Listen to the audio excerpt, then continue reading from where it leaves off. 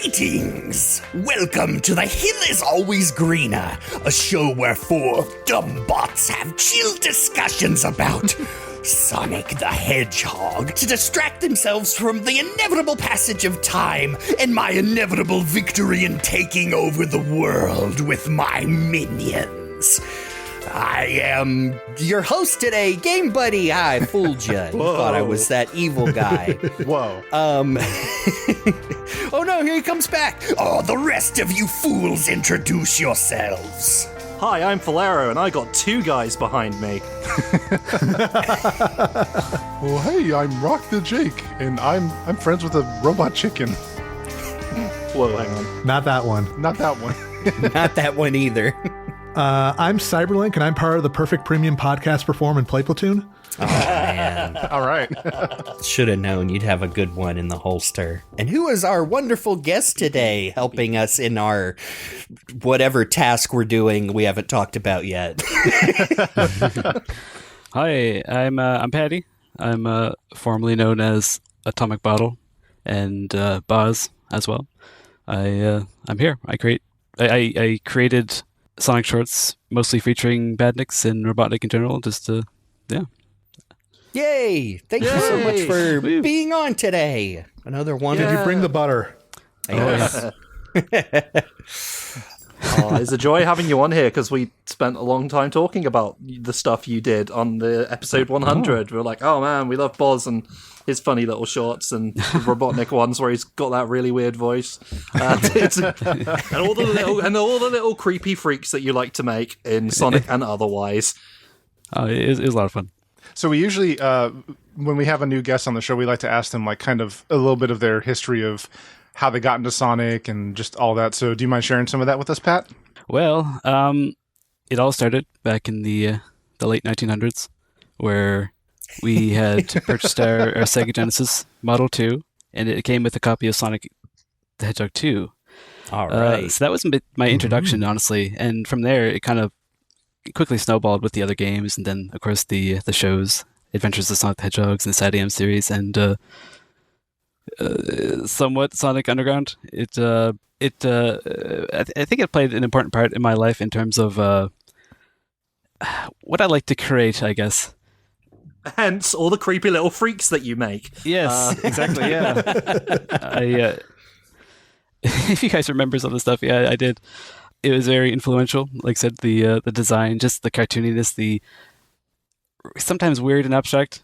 It's it's influenced my life up till today in my 30s. It's been a crazy ride. Yep. Sonic has a way of doing that for mostly good. I would say. I'm one of the good ones. Mostly good. Yeah, you are. All right. Well, we've mentioned delightful little freaks a lot already up top, because that is part of what this episode is going to be today. We are going to take Robotnik / Dr. Eggman, or he's the same man to me. I think that's possible. Controversial statement. We're going to look at two things.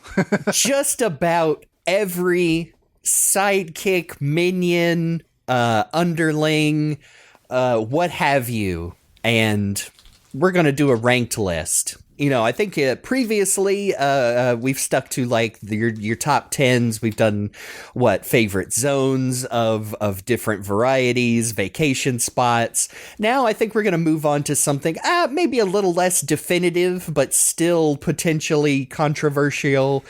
Not really. We're just kidding around, folks. It's not that big a deal. We're just having fun. This is such a big deal. Our opinions today will define Sonic discourse for the rest of history.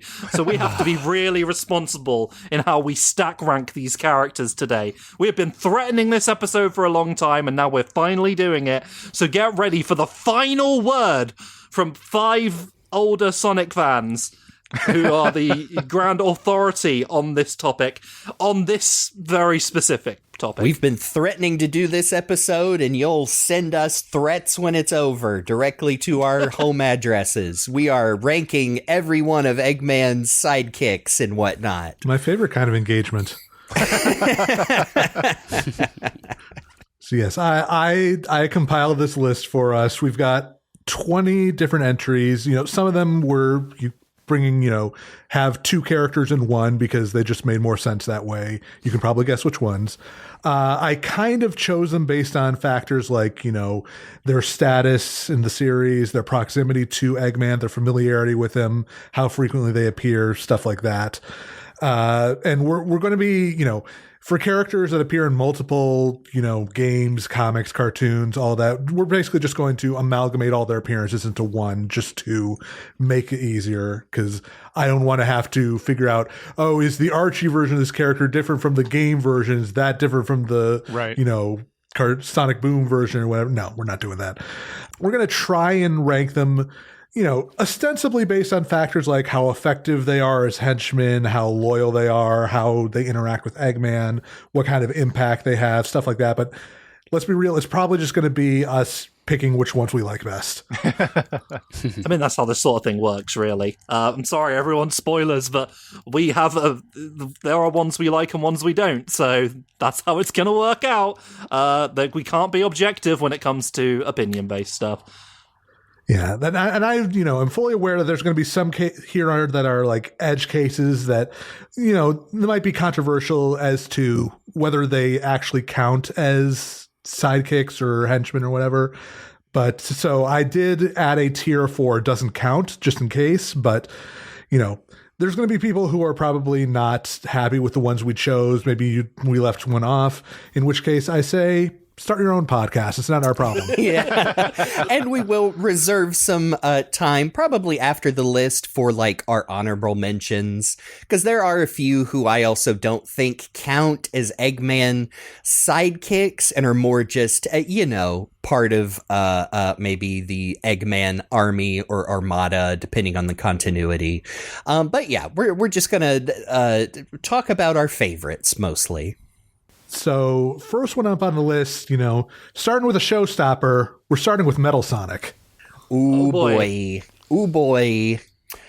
I mean, I love me some Metal Sonic. And I mean, we're talking, as you said, there are no separate entries for like Hyper Metal Sonic or Metallics. And I mean, it's hard not to immediately go straight to the top, because I am not one of those folks who's like, but Metal Sonic's fallen off because he gets beat. I'm like, no, I love it when he shows up and gets beat because he... Show me a person on this list that doesn't get beat all the time. I get knocked down, but I get up again. You're never going to keep me down. That's Metal Sonic.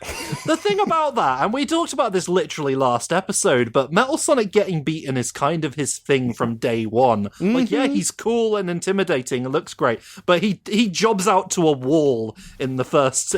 He owes so much. We did mention this. He owes so much to the fact he got an entire OVA series that was, to use the parlance of the children these days, that let him aura farm for like 90 minutes. I mean, that version of Metal Sonic is kind of a bit more powerful, I'd say, but it's still the same. He's the same bloke, really, essentially. He's the same. That the specific scene where he's like looking down at, I think he's clenching his fist. It's from the OVA, but I mean, that has informed so many people's opinions of how cool Metal Sonic is. And he is. I'm willing to entertain arguments of why he doesn't belong at the top, but that's just my immediate gut. So for the time being, I think I'd actually like to put him at rank A, and only because, since we're going from the perspective of like sidekick henchmen, there is the time where, in Sonic Heroes, he does a lot of trickery and he ends up being the main villain and like trying to take over Eggman's empire himself. So I think that is true. Yeah. I kind of agree with you there, Jake, because it's like, he is great. He is one of the best sidekicks, but also not just as a sidekick is, he's better as being the guy who can be the sidekick, but is also his own dude, depending on whether he's talking today or not, I guess, basically. Now, as we go on, I'm totally okay with putting him in S rank at some point, but I think starting him at A rank and then seeing where it goes is probably the safe bet first. I totally agree, yeah. A rank is where I would stick him as well, I think. Okay. Yeah. I am biased though, like obviously from the OVA, but Yeah. that's what I was thinking. Yeah, but the problem is that the S in S rank stands for Sonic, and he cannot believe he's not being ranked as the real Sonic. So That's true. I had it all. Ian Flynn strikes again. Got him. Well, we're going to leave Metal Sonic in A tier for now. Moving on, we're doing these in more or less chronological order. Our next one is Grimer from Sonic the Comic. oh boy, The Pokemon. here's a minion. I'm going to have to lean on y'all for this one a little bit more. Yeah, Boz, are you particularly familiar with this character? I'm not sure if you would be, because this is British fiction only. I'm unfamiliar, but I love his design though. It cracks me Oh, up. I figured you would. He is a little creep. Yes. Yeah, he's a little, like a gremlin little man. goblin man. Yeah. Look at him. Yeah, I'd love the various artists' interpretations. It's like these faces. Look at them. They're awesome. Yes.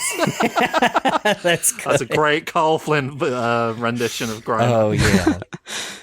He does admittedly suffer from the occasional butthole lips, but we can excuse it. If I gun to my head, if I had to pick a favorite rendition, it is the butthole lips, just because. Now, the thing that immediately jumps out to me for Grimer is his undying loyalty, even until the only thing that shatters his entire worldview of Dr. Robotnik is, I think, the Sonic Adventure story arc, where Robotnik literally is pretty sure that the entire fabric of reality is about to break apart, and he's like, let's do it then. Let's watch the whole thing burn down. And Grimer is like, I think I'm done. This is crazy. I was on board when you were trying to take over the world, but you're trying to destroy it. No. I made so many little machines for you and put people in prison. Oh, man. Whoa, that is a good one. These I think that's faces. an early Roberto Corona version of Grimer with the eyes that are very unsettling. No, Grimer is interesting because he was brought in because, as I understand it, Nigel Kitching was under the belief that he had to write Snively in this. And then they told him, no, you don't have to. In fact, you're not allowed to. He's like, oh, okay, then I'll make my own guy. And what we end up with is basically the assistant to Robotnik throughout the course of the strip from that point, from when he gets his AOSTH style makeover. And you get this guy that's not Snively, or at least not season 2 Snively, the one that we all think about. This is a guy who's actually loyal to Robotnik up until the very end. Mm-hmm. He loves being a bad guy. He loves being a villain. He's all for this stuff. He's just a cowering little toady, but he's not like, oh, I'm going to get you one of these days, Robotnik. He's like, well, you just beat the shit out of me again for failing you, but that's fine. I know it's going to work out in the end, I guess. So, yeah, because Grimer's also he's brilliant in his own right as well. He invents lots of different things that Robotnik uses to great success at times. He does more making robots than Robotnik does most of the time. Robotnik's mainly just the big despot villain of STC. He's the ideas face guy. Whereas the Metallics was actually, Metal Sonic was actually made by Grimer canonically. So he's the genius. Robotnik's just the face, the horrible, horrible face. So I don't know. He's kind of a big deal, but when Robotnik's not around, he's useless. And he's always like, oh, well, whenever Robotnik's not around, Grimer's like, where's Robotnik? Because he needs him to operate. Yeah, because we just revisited this, didn't we? The Sonic 3 adaptation, is it where Knuckles basically takes Grimer hostage, and Grimer, completely he doesn't flip on Robotnik, but he's intimidated into selling him out. And he's, oh, Knuckles, now you won't hurt me, will you? And Knuckles is like, oh, no, you did everything I wanted you to. Yeah, he is loyal, but if he gets threatened, he will turn around on it. As opposed to others on this list who are capable even on their own, separate from Robotnik. So I think he gets big points in loyalty and interactions with Robotnik, but as a threat on his own, yeah, I'm not sure. The mechanical capability is important, I think, but I don't think, in terms of being a good character, I wouldn't say Grimer's a good character. He's kind of just there. I like him a lot.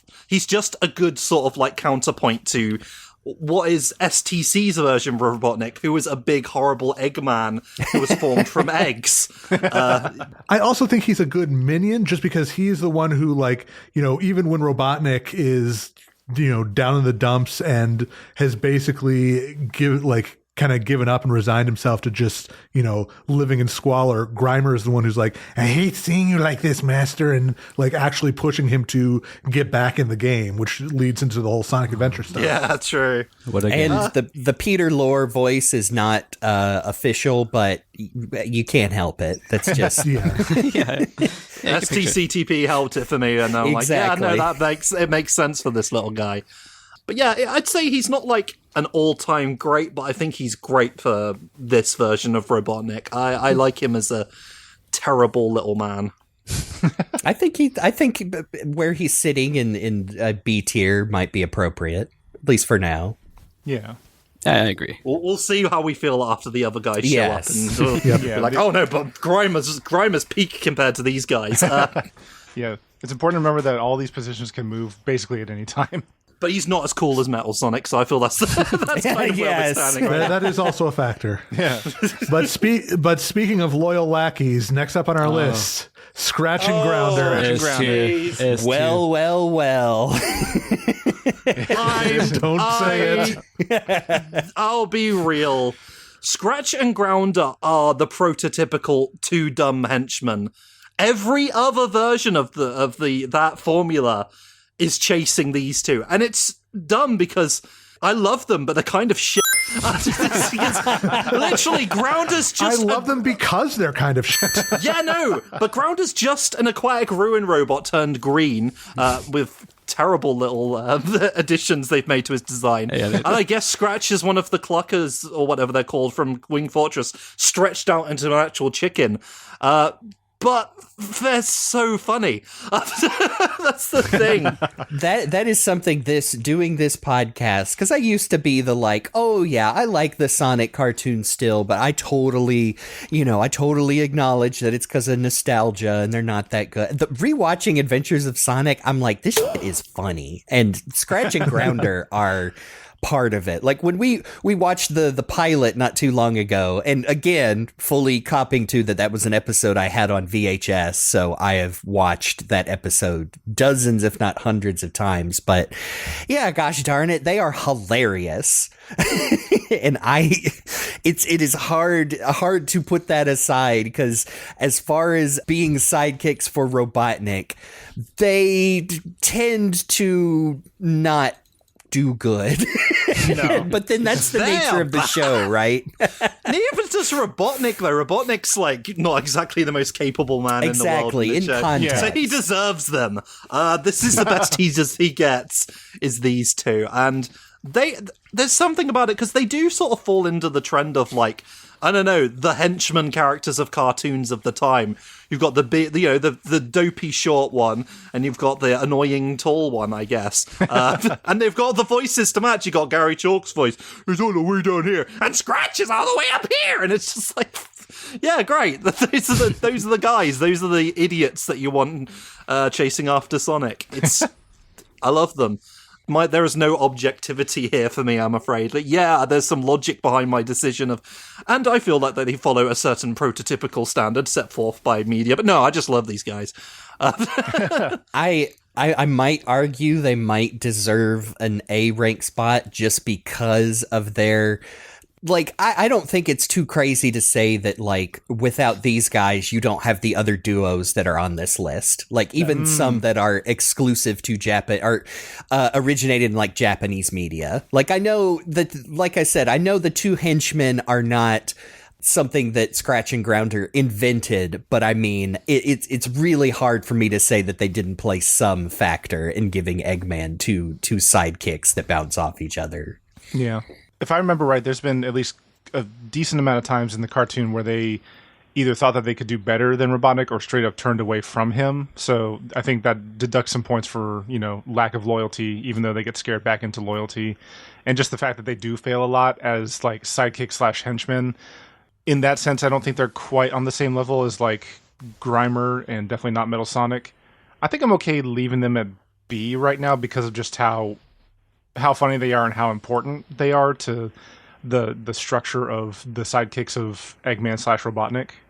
Because even if their loyalty is lacking, I think their interactions with Robotnik are top tier.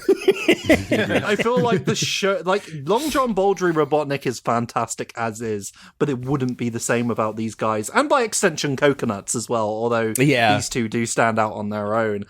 It's hard to not be like Jake said, they're not very good at what they do.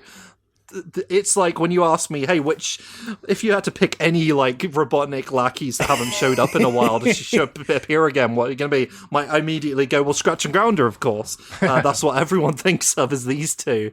Yep.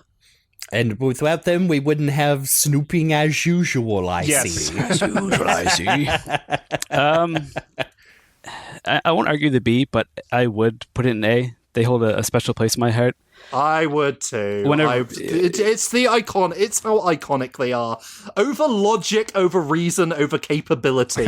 It's just their lasting legacy as beloved. Yeah, let's put them in A. They can sit in low A. Whenever, even when I was kids with my sisters and stuff, like when we were real young, would literally pretend play like to be like Scratch and Grounder and Coconuts and Sonic and them. Yeah. Yes, of course. Awesome. Yeah. Speaking of which, next on our list is the other dumbbot from Adventures of Sonic, Coconuts. Oh, I didn't realize he was on the list, but yeah, that checks out.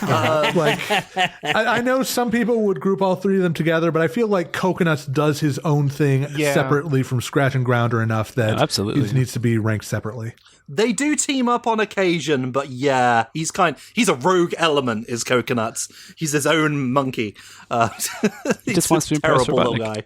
I love him. He's a little weirdo creepazoid. Again, thinking about that the pilot episode with the chili dog Mecha and the kissing the portrait of Robotnik and all. He usually is in a conversation. I'm like, oh yeah, Scratch and Grounder. Oh, and Coconuts. He's funny too. Yeah, but it's hard to compare them. He's a funny little dude, but Robotnik, I think, hates his guts. made him the janitor / plumber of his secret base because he got some new guys. I think. You and I might be about to say the same thing, is that the problem with Coconuts is he's a bit of a tryhard, and his desperation to please Robotnik often comes, as a detriment to the other, plans that might be in motion. He's desperate for a promotion. He really he wants to get off janitor duty. He needs to get away from those toilets. So he's just like, oh, they just wait for the promotion.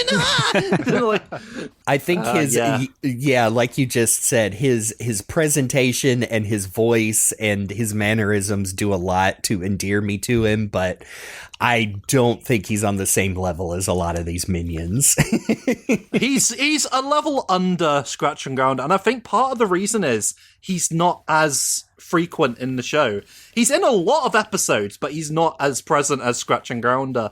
And when they did like the return to the show after all those years with Christmas Blast, he wasn't there, right? Like I don't think he was in that one. Correct. No, I don't think so. So yeah, he's not considered important enough, even though he was there in the first episode. He's not as relevant, and he is just. And remember, he's another one of those ones. He's like, well, we'll take a Badnik from the games and make our own guy out of him. And I love his design. He stands out so weird. Oh yeah, with cool. The light bulb on his head and his almost like inbuilt overalls, so he looks like a little plumber. His big monkey ears. Like, as much as I love the Coconuts and like Kikis in the games, I mean, I like that he looks enough. He's like Grounder. He looks enough like the Badnik from the games, but like a little messed up. If Coconuts, though, locked in like he did on the first episode, every episode, then we would be having the conversation of him being S tier, because that was monumental what he did. But then he like screwed up so bad at the end of the episode where he he fell for Sonic's trickery. And at that point, you're just like, well, and then from then on, he's just like, well, I'm not aiming for the stars anymore. That's it for all coconuts. Yeah, it's kind of sad, really. It's a tunnel vision thing where he's so focused on, the prize, he's not really thinking about anything else. Yeah. It's tragic. I could see him where he is now at lower, behind Grimer on B tier. I could see him as we get deeper into this getting bumped down. Honestly, I immediately see him for as, coconuts. Yeah, I was about to say I see him at C tier because of C for coconuts. Yeah. That still passes. Yeah, I don't know if I would put him on the same level as Grimer simply due to his lack of frequency in the strip, whereas Grimer's there for the long haul, and Coconut is just the guy that are like, oh yeah, I've got an idea for an episode. Let's bring the monkey back. For now, he's the top of mediocre. Yes. I love him on a personal level, but C for coconuts for now, yes. He's the cream of the forgotten crop. Yep. Speaking of C Badniks, we have Crabmeat from Archie, who was kind of Robotnik's main sidekick for a while. That was true. That was interesting that they just picked a random enemy from Sonic, like from Green Hill Zone. Of all the ones they could have picked, it was Crabmeat. And he's just a Crabmeat. He's there to definitely give like setups to jokes and puns. The most memorable thing I remember happening, and I can't remember if he comes back after this, is Robotnik literally kills him in the issue 25, where he's like, "Oh, go check out the trap at the end of the finish line," and then just smashes him to death. And I can't remember if he ever came back after that. I think he did. Sonic fandom wiki. What do you have on the extended history of Crabmeat the Badnik from? Make sure you check pre-Super Genesis Wave. I was gonna pre-Super Genesis Wave specifically, an important distinction for this really distinctive Sonic the Hedgehog character. Yep, first thing comes up: Crabmeat pre-Super Genesis Wave. Thank you, Sonic fans, you nerds. Let's see when printed appearances more than you'd think, but less than you'd hope. 245, 246 he showed up in. Okay. I mean, is that Crabmeat the henchman or Crabmeat the generic Badnik?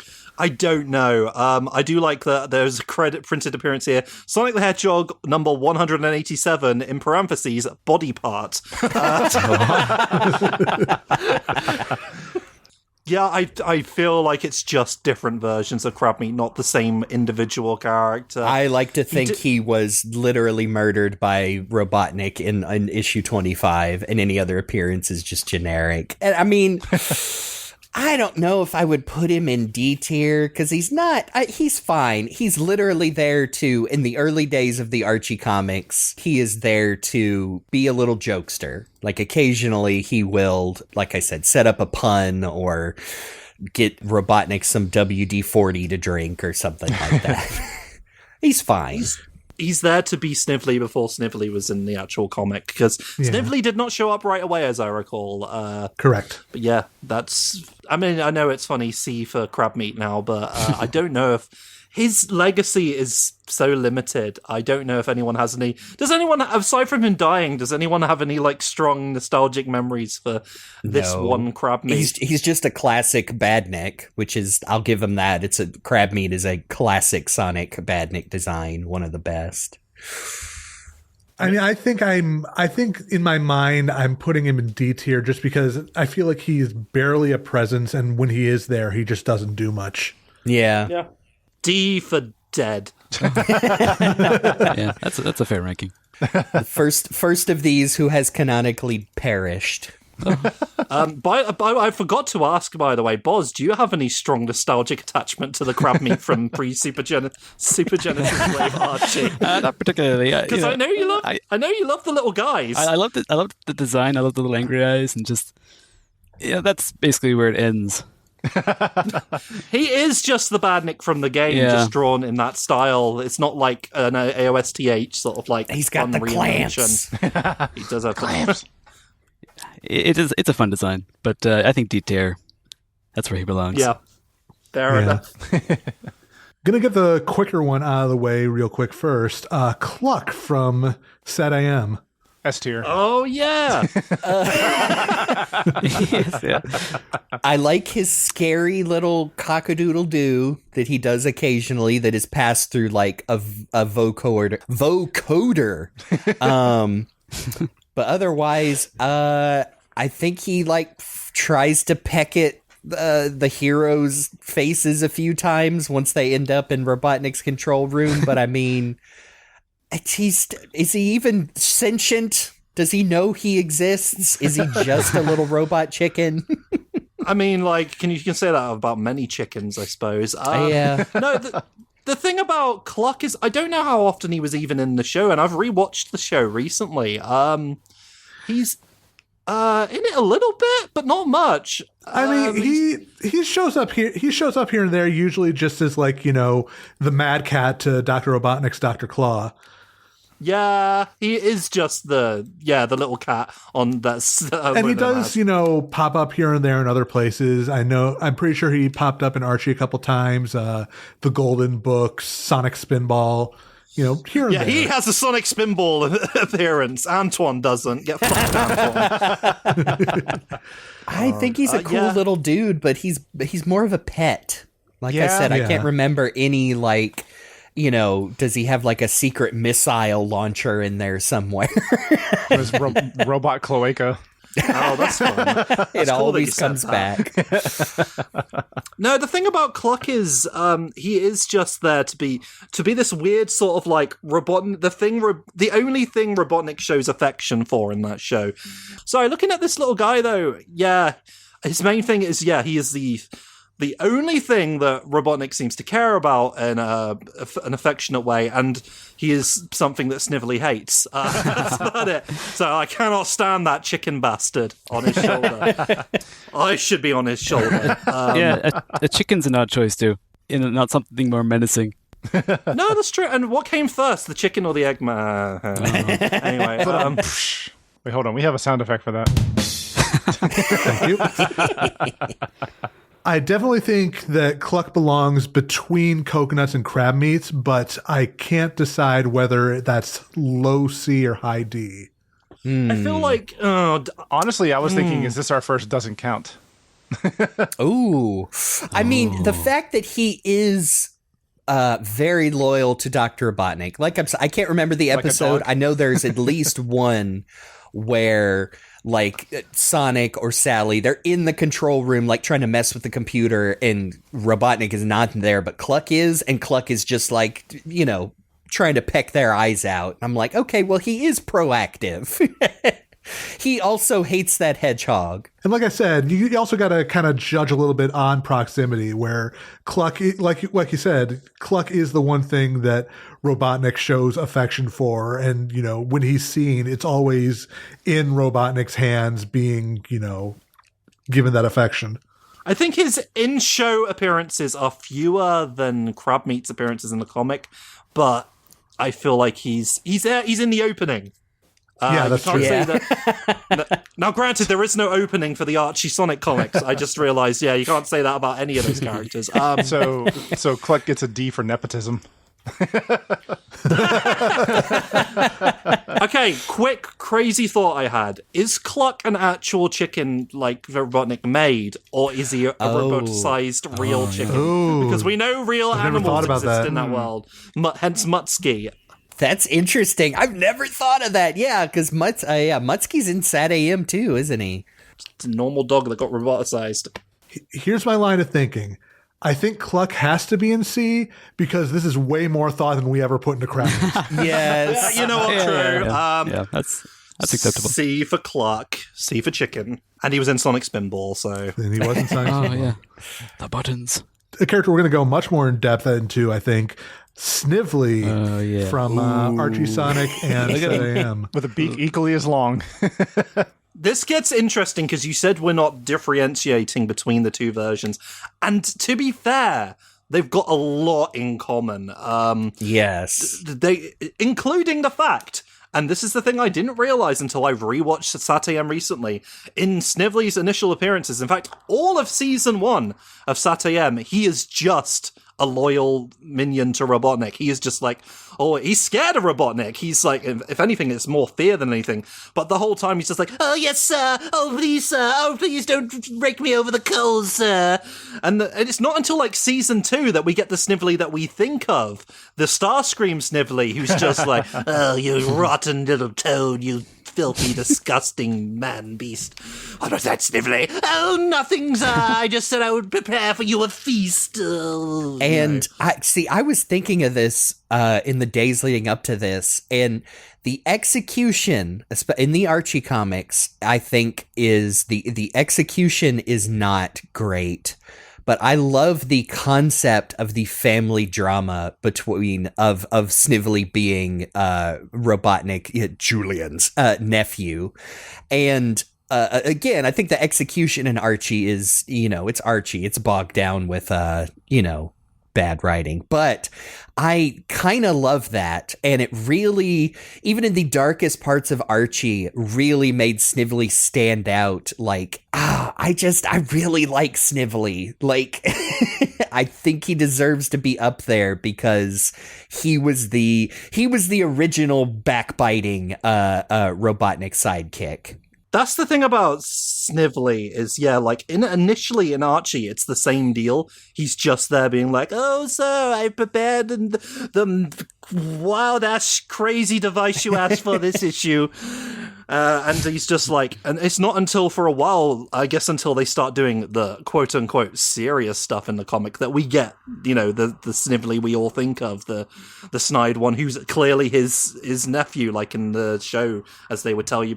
I'm pretty sure it's the second season of the show as well, where they start getting into the whole, like, oh, yeah, so you're actually my nephew, and you actually helped me design all this stuff, but I'm taking control now, and you're going to be my slave, so...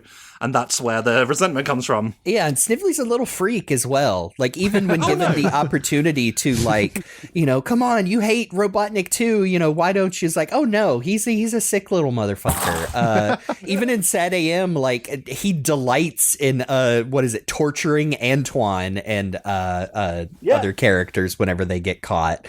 Yeah, it's not just like, oh, he's so abused and browbeaten by Robotnik. It's like, no, he wishes he was Robotnik. He wishes he was the one with and I mean, famously, one of the last shots in Sad AM is he's got his own little dictator outfit on, and he was ready. You're not supposed to really, like, he is a character who's a bit hard gone by, but you're not really supposed to feel sympathy for him because of the things you said, and also just the fact that he is a little bastard. He right from the beginning, you just get the no, he's not like, oh please sir, I must, yes, I will do anything you say, sir, just don't beat me again. No, he's just like, oh, Uncle Julian, I mean Robotnik, sir. Oh, isn't it great that we're torturing these animals? When Robotnik's doing some of his most twisted schemes towards him, like putting Sonic in the pinball machine and stuff, Snively's just there cackling in the background. You can't even see him. He's just having a great time. I can't remember the entire storyline, but I know when it was when Hope Kintabor was in Knothole, that Snively was briefly brought into Knothole as an ally, and there were lots of people like, oh, we should give him a chance, and I can't remember, and I thought he did end up betraying them in the end. I think he went back to Robotnik. I remember that there was that whole stretch after Robotnik lost his mind that he and the Iron Queen made a power play for a good long while. That was another good one. He sort of prioritized protecting Hope a little bit, but at the end he was still like, oh, I'm going back to Robotnik, it's what I know, and then I want to take over the world again because it's what I know and it's what I love to do. The thing about Snively is he's got all these great storylines, and because of all of his time in Archie, he got more than what he would get in SatAM, unfortunately, because the show ended before he got to be anything approaching a big bad. But the thing about Snively, which stands out for me, is he is voiced by Charlie Adler, and that guy knows how to make a slimy little creature. Yeah, Charlie Adler's an all-timer. And also now funny that this was probably my first exposure to Charlie Adler next to like Tiny Toons, but Snively's voice is basically an evil version of Cow from Cow and Chicken, which makes it even better. Miss Dr. Robotnik home. I don't know what it is. I don't think anyone can sound like Charlie Adler as Snively. And it's funny that we do sort of make the comparisons to Starscream, and then Charlie Adler goes to play Starscream in the live action. Yeah. So. Because every Starscream actor has to play Cobra Commander at least once and vice versa. Yep. I think, I mean, looking at all of our arbitrary and definitely not sticking to them categories, I mean, it is hard for me not to put Snively in A tier just because, I feel you know, the same. Scratch and Grout are yeah. the prototypical, you know, the original dumbbots, but I mean, Snively is the, like you said, he's the Starscream. He is the, he's just got so much to him. And yeah, like I said, especially in the Archie comics, not all of it is good, but when I think about Snively, I'm like, oh yeah, that little freakazoid. Oh yeah, I love him. There's a lot of him. nuance. Yeah. I mean, I love, he's also the, you know, if you remember the again, bad writing, but ultimately, you know, the issue 50 culmination, he finally defeats Dr. Robotnik by turning his ultimate weapon against him. You're Like, right, yeah. it's like, oh, he was going to wipe out all of, you know, Sonic and like all of his enemies at once by targeting their very DNA and erasing them from existence. And Snively just goes and reprograms it just to wipe out his uncle, whom he hates. Oh, I forgot about the Bryan Cranston Snively. Oh, Well, from the post Super Genesis wave. Yeah, with the Vegeta Scouter too. Julian Snively, I think he went Yes. by, because he's not allowed to be related to Robotnik in that continuity. Julian. I feel like part of the reason why Snively gets like so much discussion here is because his legacy, which is not the legacy you expect from this little freak if you just watch Sat AM, but because of Archie, they gave him so much more to work with than what he was going to get because the show got cancelled. So I know. Last thing I'll say is, I mean, again, they give him so much pathos and like a tragic backstory because even his dad didn't like him because his dad was like, oh, you gotta grow up, you know, we're military men, you gotta be strong. But then the fact that like, they could have done a like, oh well, he's not so bad deep down. It's like, no, he is. He's evil. He's a little grimy piece of crap. I love it. oh yeah. he chose to get worse. as the STC head of the group, I do position him above Grimer, and I love Grimer. But this guy was kind of like, when Grimer showed up, I was like, oh, so we're doing Snively now. Because I think the show had started, I was just like, oh, okay, fair enough. Snively is the blueprint for all that. Oh, sorry, I was going to say, Boz, we've been talking for ages. Do you have opinions about Snively? Yeah, no, like you guys are nailing it. But like, personally, I think he would be A tier just because I love the little bastard. He's such a little jerk, and just, you know, he's in it for himself. I love his design. I love his voice in the show. It's very memorable. It's kind of the full package. Yes. Yeah, exactly. That's why I think A tier. Yeah. And he looks like that, though. Yeah, look at him. Yeah. Isn't it great? Yeah. And that's Sonic's fault that he's got hair like that. Canonically. Yeah. I love that there is an issue where Snively said he put trackers in the few strands of hair that he had left. Yes. Oh my God. Yes. Oh God, look at that Archie version of a head of hair Snively. Luscious lux. So young and full of hope and optimism. Yeah. Phineas Snively.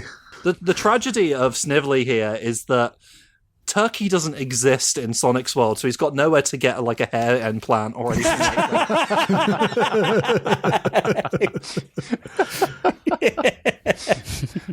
All right. Snively, welcome to A tier. Yeah, I think that's perfect. I definitely support A tier. The one thing I wanted to mention also was that I know it's partially because of the fact that Sat AM got canceled or it didn't get a season 3, but just the way that it ended, the fact that Yes. the fact that we have like that team season 3 like animation group like still working to try to make like an unofficial like season 3. Oh like, yeah. Mm-hmm. you know, because of Snively giving us that cliff to dangle on for the rest of our lives. Like that's caused a whole animation group to be like, yeah, you know what, we're gonna finish this show ourselves. Funny enough, I've seen another group also making an animated movie that they've been working on a long time for another interpretation of season 3. So the legacy, man. I am not super familiar with how a lot of those teams, because I know there's comics as well. I would imagine the funniest in my head is that Snively gets like a week or two of being picking up the pieces from Robotnik, and then Naugus the wizard comes in and just completely takes over. Yeah. And just bumps him right back down to lackey, and now he can threaten him with magic spells and all that. All right. Well, next up on our list, one that we talked about on the show a long time ago, Eggor from Sonic and Robotnik's Laboratory. What is that? Oh, boy. I'm so glad I drew that thumbnail so we've got some visual representation for this character. Good, because there's at least one on this list that doesn't have one. Right. Yeah.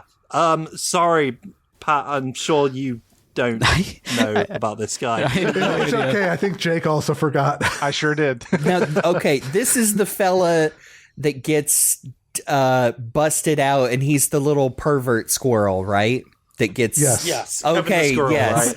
Yeah, at the very the whole thing is he's talking to the captured Sonic's friends and seems to take a liking to that book's version of Sally Acorn, and then he gets not unroboticized but freed from his robot body, and he is a boy squirrel who you think, oh, okay, well they're now they can be friends, and then at the end his wife comes up and is like, what are you doing, you son of a bitch, and hits him with a frying pan and everything, and man, just for that, I hate this guy. I remember at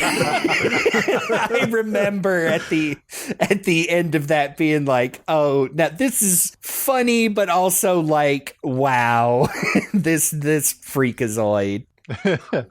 They try doing something interesting with him initially because they basically do a pseudo Gamma before Gamma even existed, where he's like, I'm wondering about my purpose. Why am I here? Why am I serving Robotnik? Wow, Sally Acorn is one cool babe. He says it's actual, but it's the combination of that is dumb. And I remember he comes out and he says, "Call me Valentino."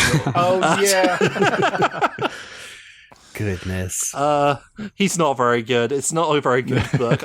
We had some enjoyment from him, but Eggor, I mean, the whole thing is just an Eggor, but a robot. Yeah, if anybody, I mean, Grimer is the only Eggor Eggman sidekick that I mean, this is my first D for sure, because I remember the end of that, which again, I remember laughing quite a bit about during the episode because it comes so out of left field. Like, what a thing to do, but yeah, this guy, you really captured his, like, when look at that little freak. You really captured that feeling in illustrated form. At least we'll never have to see him again. Yes, his wife beat him to death, I assume. Pat, what do you think about historically fan favorite Eggor? It's very curious. Is this what he looked like? Is this like... No, this is just my artist interpretation for the thumbnail. I don't think he's ever So you given don't a see it. detailed Nope. description in his robot form. That's I think it works though. by the sounds of it, it's very curious. I think probably D tier. It's with my limited knowledge, it's memorable maybe. I think I would also put him in D tier just because, like you said, the premise of doing Gamma before Gamma, that's interesting. They could have done, something really, unique with that for the time, and then undercut it with the reveal and the joke at the end. And I feel like that just kind of takes the wind out of those sails. Yeah. And also, he did just straight up, betray Robotnik, so that means that he's not a very good sidekick. Right. Yeah, and it wasn't even like, my soul, I feel it awaking it. He did it all for the nookie. Yeah. I'm just thinking, like, because, all the good Robotnik sidekicks never betray him. Anyway, Snively with the ultimate. No, I get you. If you're going to do, at least for the most part, Snively was, like, doing his job up until, like, the culmination of a story arc. This guy is just, I suppose his arc is the book. But it's not very good. Oh, well, to go, Pat, you posted the roboticized Snively, which I thought was a pretty big moment too. Because here, just to again give Snively his flowers, here Eggman now Mecha Robotnik from another universe has basically already revealed, like, oh, I can roboticize anything by touch, but it doesn't work on overlanders. It turns them into statues, except if they allow themselves to be roboticized willingly. And what does Snively do? He's like, go for it, and it works. And so I think that's a pretty hardcore, here he's killed his uncle, but he's like, he gets it, he knows the score. He's like, oh, there's a new Eggman in town. So I remember that moment in the comic being like, oh my goodness, he did it. Sir, it's just the way you're like, yeah, go for it. He's like, yeah, do it, you won't, coward. Yeah. Just go for it. No balls. All right, well, Eggor now sits currently at the bottom of our list, even below Crabmeat, where he belongs. Valentino, the adulterous squirrel. Just barely D-tier. Sally Acorn did a lot of things to a lot of people, so... If we're combining all continuities here, she sure did. Rest in piss, Kevin. Next up on our list, one we have not actually talked about on the show before, but one I know Chris is going to have a lot of words to say about. Commander Brutus from Sonic the Comic. Oh, God, you're right. Yeah, he was going to be the second in command. Oh. Yeah, because... Okay, so the idea behind Commander Brutus for the uninitiated is the Trooper Badniks, which took over the Badniks in Sonic STC after Robotnik took over the world. Were these super Badniks, these super cool 2000 AD styled skull androids that don't have animals in them, but they're tougher, and Sonic needs to really pack it in, give it some welly if he wants to destroy them. And at one point, Robotnik was like, I'm going to copy my own brain patterns and put them into an even stronger one of these guys, and he's going to have my exact personality, because that's the only way I can trust him. And you can immediately see the problem there, because he's going to have giant thighs and an 8-pack. Yes, this is Robotnik's, like, robot OC, or his self-insert character. But the problem with that is Robotnik is the most evil, duplicitous, horrible man in the world, so it doesn't go well. He's constantly trying to overthrow him, and yeah, it's cool as hell, by the way. His first story arc, Sonic has to go super to beat him because he's that cool. He's made out of, like, Megatal, I think. He's, like, got the strongest metal on the planet. Brutus is cool as fuck, though. Look at this gold-plated bastard. I love his design. For American Sonic fans of the era, the most apt comparison would be the Combots, which were like the super SWAT bots. But I mean, like you said, this is specifically like 2000 AD, like Judge Dredd. And I mean, yeah, he's gold-plated and looks like Satan, and I think he's pretty great. And okay, he is the serious version of, we'll talk about, we've got a couple of like funny sidekicks who are like, it's even funnier when you're like, well, Robotnik, Eggman had to program them to be sarcastic and always making jokes at his expense. Commander Brutus is the like serious version of that, where Robotnik copied his brain patterns, and yeah, like you said, because it's Robotnik, like of course he's gonna eventually think like, wait, now I'm the superior one, I'm stronger and I can be smarter, and that's my favorite part of the Brutus storyline. And if I remember correctly, he actually does succeed in usurping Robotnik for a while. Honestly, the more I look at it, the more I just love Brutus's design. Like, it is cool. The most, pretty cool, yeah. He's got like that Spawn cape. Me being American, I don't have much familiarity with 2000 AD, but I do know Spawn, and Brutus is a Spawn-ass design. Yeah. Oh, yeah. That cape, man, does it. The thing about Brutus is, though, he's cool as hell and his stories rule, but he has that habit of getting, like, murked at the end by something dumb. Yeah. He does, sorry, spoilers for anyone who hasn't read STC, he does get killed, and it's Robotnik that beats him, because he's just like, right, you are... Because he tries taking over, and Robotnik's just like, well, no, I've got the only way to kill you, which is making you cold. No, he just freezes him and breaks him into pieces, and then we never really see him again outside of, like, an illusion later. Yeah. So his legacy isn't, like, quite as all-encompassing. He only gets a few storylines. But just from sheer, like... And the thing is, I don't know if I consider him, like, a Robotnik minion or, like, sidekick, because he's often commanding his own unit. Yeah, not in the traditional sense, but he was created to be Robotnik's second in command, so I feel like he does qualify for the list. Yeah, I guess as much as Metal Sonic does. Yeah, I agree. It's just he didn't appear as often. But he's like, anyone who's read STC all the way through is like, oh yeah, I remember Commander Brutus. That guy was awesome. And they forget about the parts where it wasn't that good.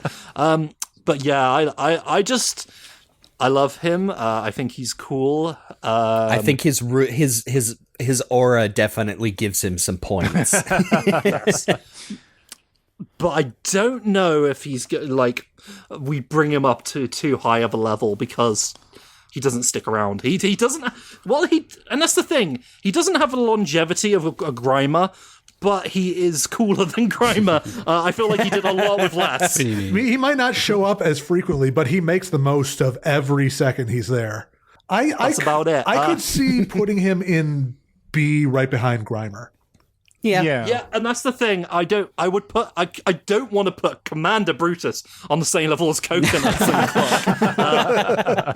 I mean, he does start with C.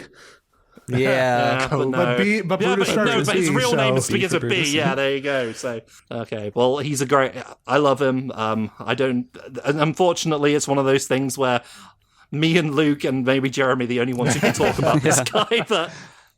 Other than how cool he looks. Yeah, he's a cool guy, and he's not afraid of anything. He has a golden loincloth. I'm looking forward to when we cover that arc on the show, because I think we do need to do that now. Yeah, at some point. If Cluck can be in C tier for nepotism, I think Brutus can be in B tier for just how cool he looks.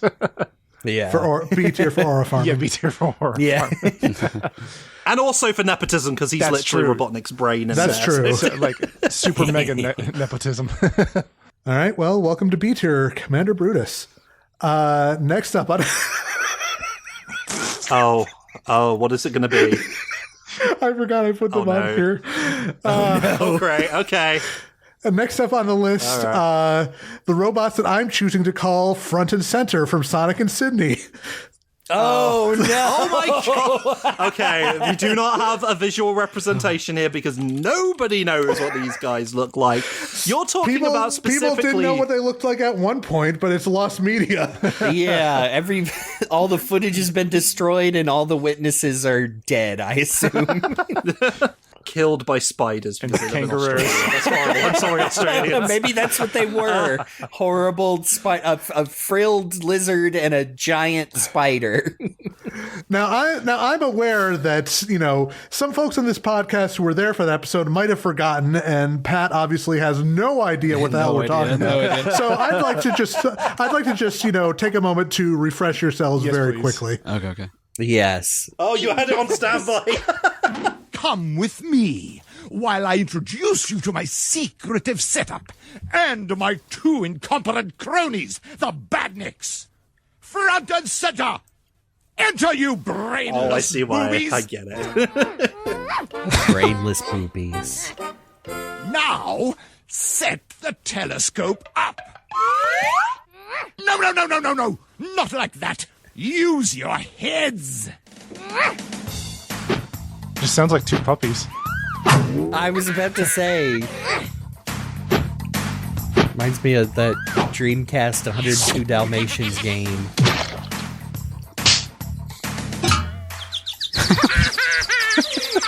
Enough! Just hand it up here, for goodness sakes. Okay, I didn't remember. Do they even speak? Disappear, you dunderheads. No, they Okay. just make weird little noises. Well, And also worth noting, at the end of the show, the Chaos Emeralds do restore them to their natural state of goodness. Yeah, that's right. So S tier for Sydney. Yeah, I was just thinking that. No, we don't know what these guys are because, like we've. For those who weren't there for our episode on it, this was part of like the live performance where everyone was in costume right on the stage. Yes. So big giant costumes miming along to the audio, as I understand it. But there are no surviving samples of these two guys. Not even a single picture. Thank you for providing the actual visual representation of Blue Arm Sonic and very sexy Sally. Your words, not mine. Oh, Sonic, thank you. Oh man, those songs! What a Pat, trip! you gotta listen to it sometime soon. It's cheeseball 90s to the max. This guy. It's the president of the United States and his good friend He's Sonic loving and it. Sally. You could tell me that was like one of the Koch brothers, and I'd believe you. Happy birthday, Mr. President. Imagine that in Kath Susie's voice. No, wait, sorry. Happy birthday, Mr. President, because There she you sounds go. like that. They really gave her a Yank accent. Oh boy. I might even argue that these weirdos don't count because they're just they are formless count. blobs. They that make absolutely count. cartoon dog They are- noises. I'm sure they are meant to stand in for Scratch and Grounder because everything they were definitely pulling from mainly AOSTH and a little And they bit of literally Silent replaced them Sally. with Grounder in the later version of that show. Oh yeah. Yeah, in the puppet version. So I think All right, so they fill the role. But what are they? objective fact, for like the 5 minutes that they have like any sort of relevance, they are completely 100% loyal to Eggman. So S tier. It's almost like we should have a nebulous tier for what are these guys. I don't know. Count. It's- I mean, they're nonverbal. They seem incompetent. They are fully loyal. We don't know what they look like. I would still put them above Eggor. Yeah, because we know him all too well at Yeah. this point, unfortunately. Maybe in between. Yeah, not above Crabmeat. Crabmeat has a fully fleshed out identity. They both have, like, both Eggor and Crabmeat do have fully fleshed out identities. The problem is Eggor's is a horrible little womanizer. Squirrelizer? I don't know. I feel like, I would put these formless grunting blobs between Crabmeat and Eggor. Unless Pat has any particular opinion about these guys, he's just been introduced I mean, to. we can only really imagine what's happening based on those sound effects we hear. They're trying to as much put as up a we do. telescope and using their heads to hit it, I guess. Yeah, I think it's fair where they're at now. Well, congratulations, front and center. You're not the worst somehow. Okay. Next up on the list. Oh, you knew it was coming to this Yeah. eventually. Yeah. Oh, yeah. Sleet and Dingo from Sonic Underground. Now, prior to the making of this podcast, I don't know. I would just been like, D tier, fuck these guys. I don't care about them. I hate Sonic Underground. Unfortunately, we have Greenbones Tommy on this podcast, and he turned us around on these characters in a way that I was not expecting. We've And now reclaimed I've watched Sleet and more Dingo. of the show. We have Sleet and Dingo. They are so bad, but that's kind of part of it. Yes, what I will say is that I think Sleet and Dingo are the perfect condensed feeling I get when I watch Sonic Underground into the perfect form. They are some of the fucking ugliest designs I've ever seen in my entire life. They both have weird voices that don't work half the time. They're Maurice LaMarche pulling double duty. yes, objectively disturbing little perverts with their whole dynamic. And for that reason, I think, yes, I've come around on them, because when I think Sonic Underground, I think them. I think if you showed these characters standing next to Sonic the Hedgehog, which, and to be fair, all of the designs that aren't hedgehogs or an echidna in Sonic Underground are horrific abominations. These guys stand above all of that by being just horrible. I hate looking at them, and I hate them so much that I love them. So, and what we have done, like I said, I think we have redeemed them for the new generation by making them sex-positive little perverts. Everyone in that show, aside from the hedgehogs, do look horrible. I mean, like, the good guy, the Oracle of Delphius, whatever his friggin' name is. It all comes back to Maurice LaMarche. Yeah. He's so bad. And here's the thing. I think we talked about this before. If you look at, like, the model sheets for Sleet and Dingo, you can at least get what they're going for. Because in there, they look like horrible Don Bluthian sort of, like, henchmen. The problem is, none of the animators know how to do that on this show. They're not being paid enough on Sonic Underground. So what we've got is guys that do not belong here in this. They'll be fine in a horrible sort of like one of those movies where the main character's really cute and all the other villains are horrible creatures. But this is Sonic Underground. It does not have the budget or time or talent or anything for it. So instead, we get these monsters. But the thing is, yes, I really like them now for some reason. Oh no, don't ostracize me. I'll feel so lonely. Don't single me out and make fun of me. I'd hate that. Man, it's... Are we really putting him on the same level as Commander Brutus? So I'm just looking at this tier list right now. I would put them in between Coconuts and Cluck. Yeah. Yeah, I prefer coconuts. So much of my personal enjoyment of Sleet and Dingo comes from our ironic enjoyment that we created of these fictionalized versions of these fictional characters within our own world. Taken on their own, they suck. No, they're not as funny as Scratch and Grounder. They are not as competent as Snively. They don't look as cool as Brutus. It is at least worth noting that there is a level of nuance in that they were basically conscripted into, working for Robotnik, and neither of them is happy about it. Yeah, they're mercenaries, right? And Robotnik was like, why don't you work for me? And it's like, oh, no, we do things on our own. It's like, okay, well, I'm going to roboticize you then. You know what? I've always wanted a stable living.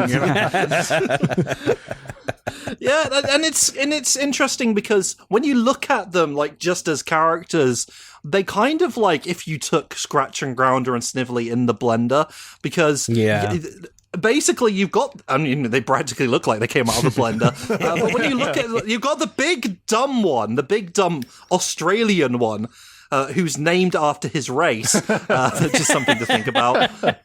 And then you've got Sleet, and then you've got the one who sounds like Grimer should sound like.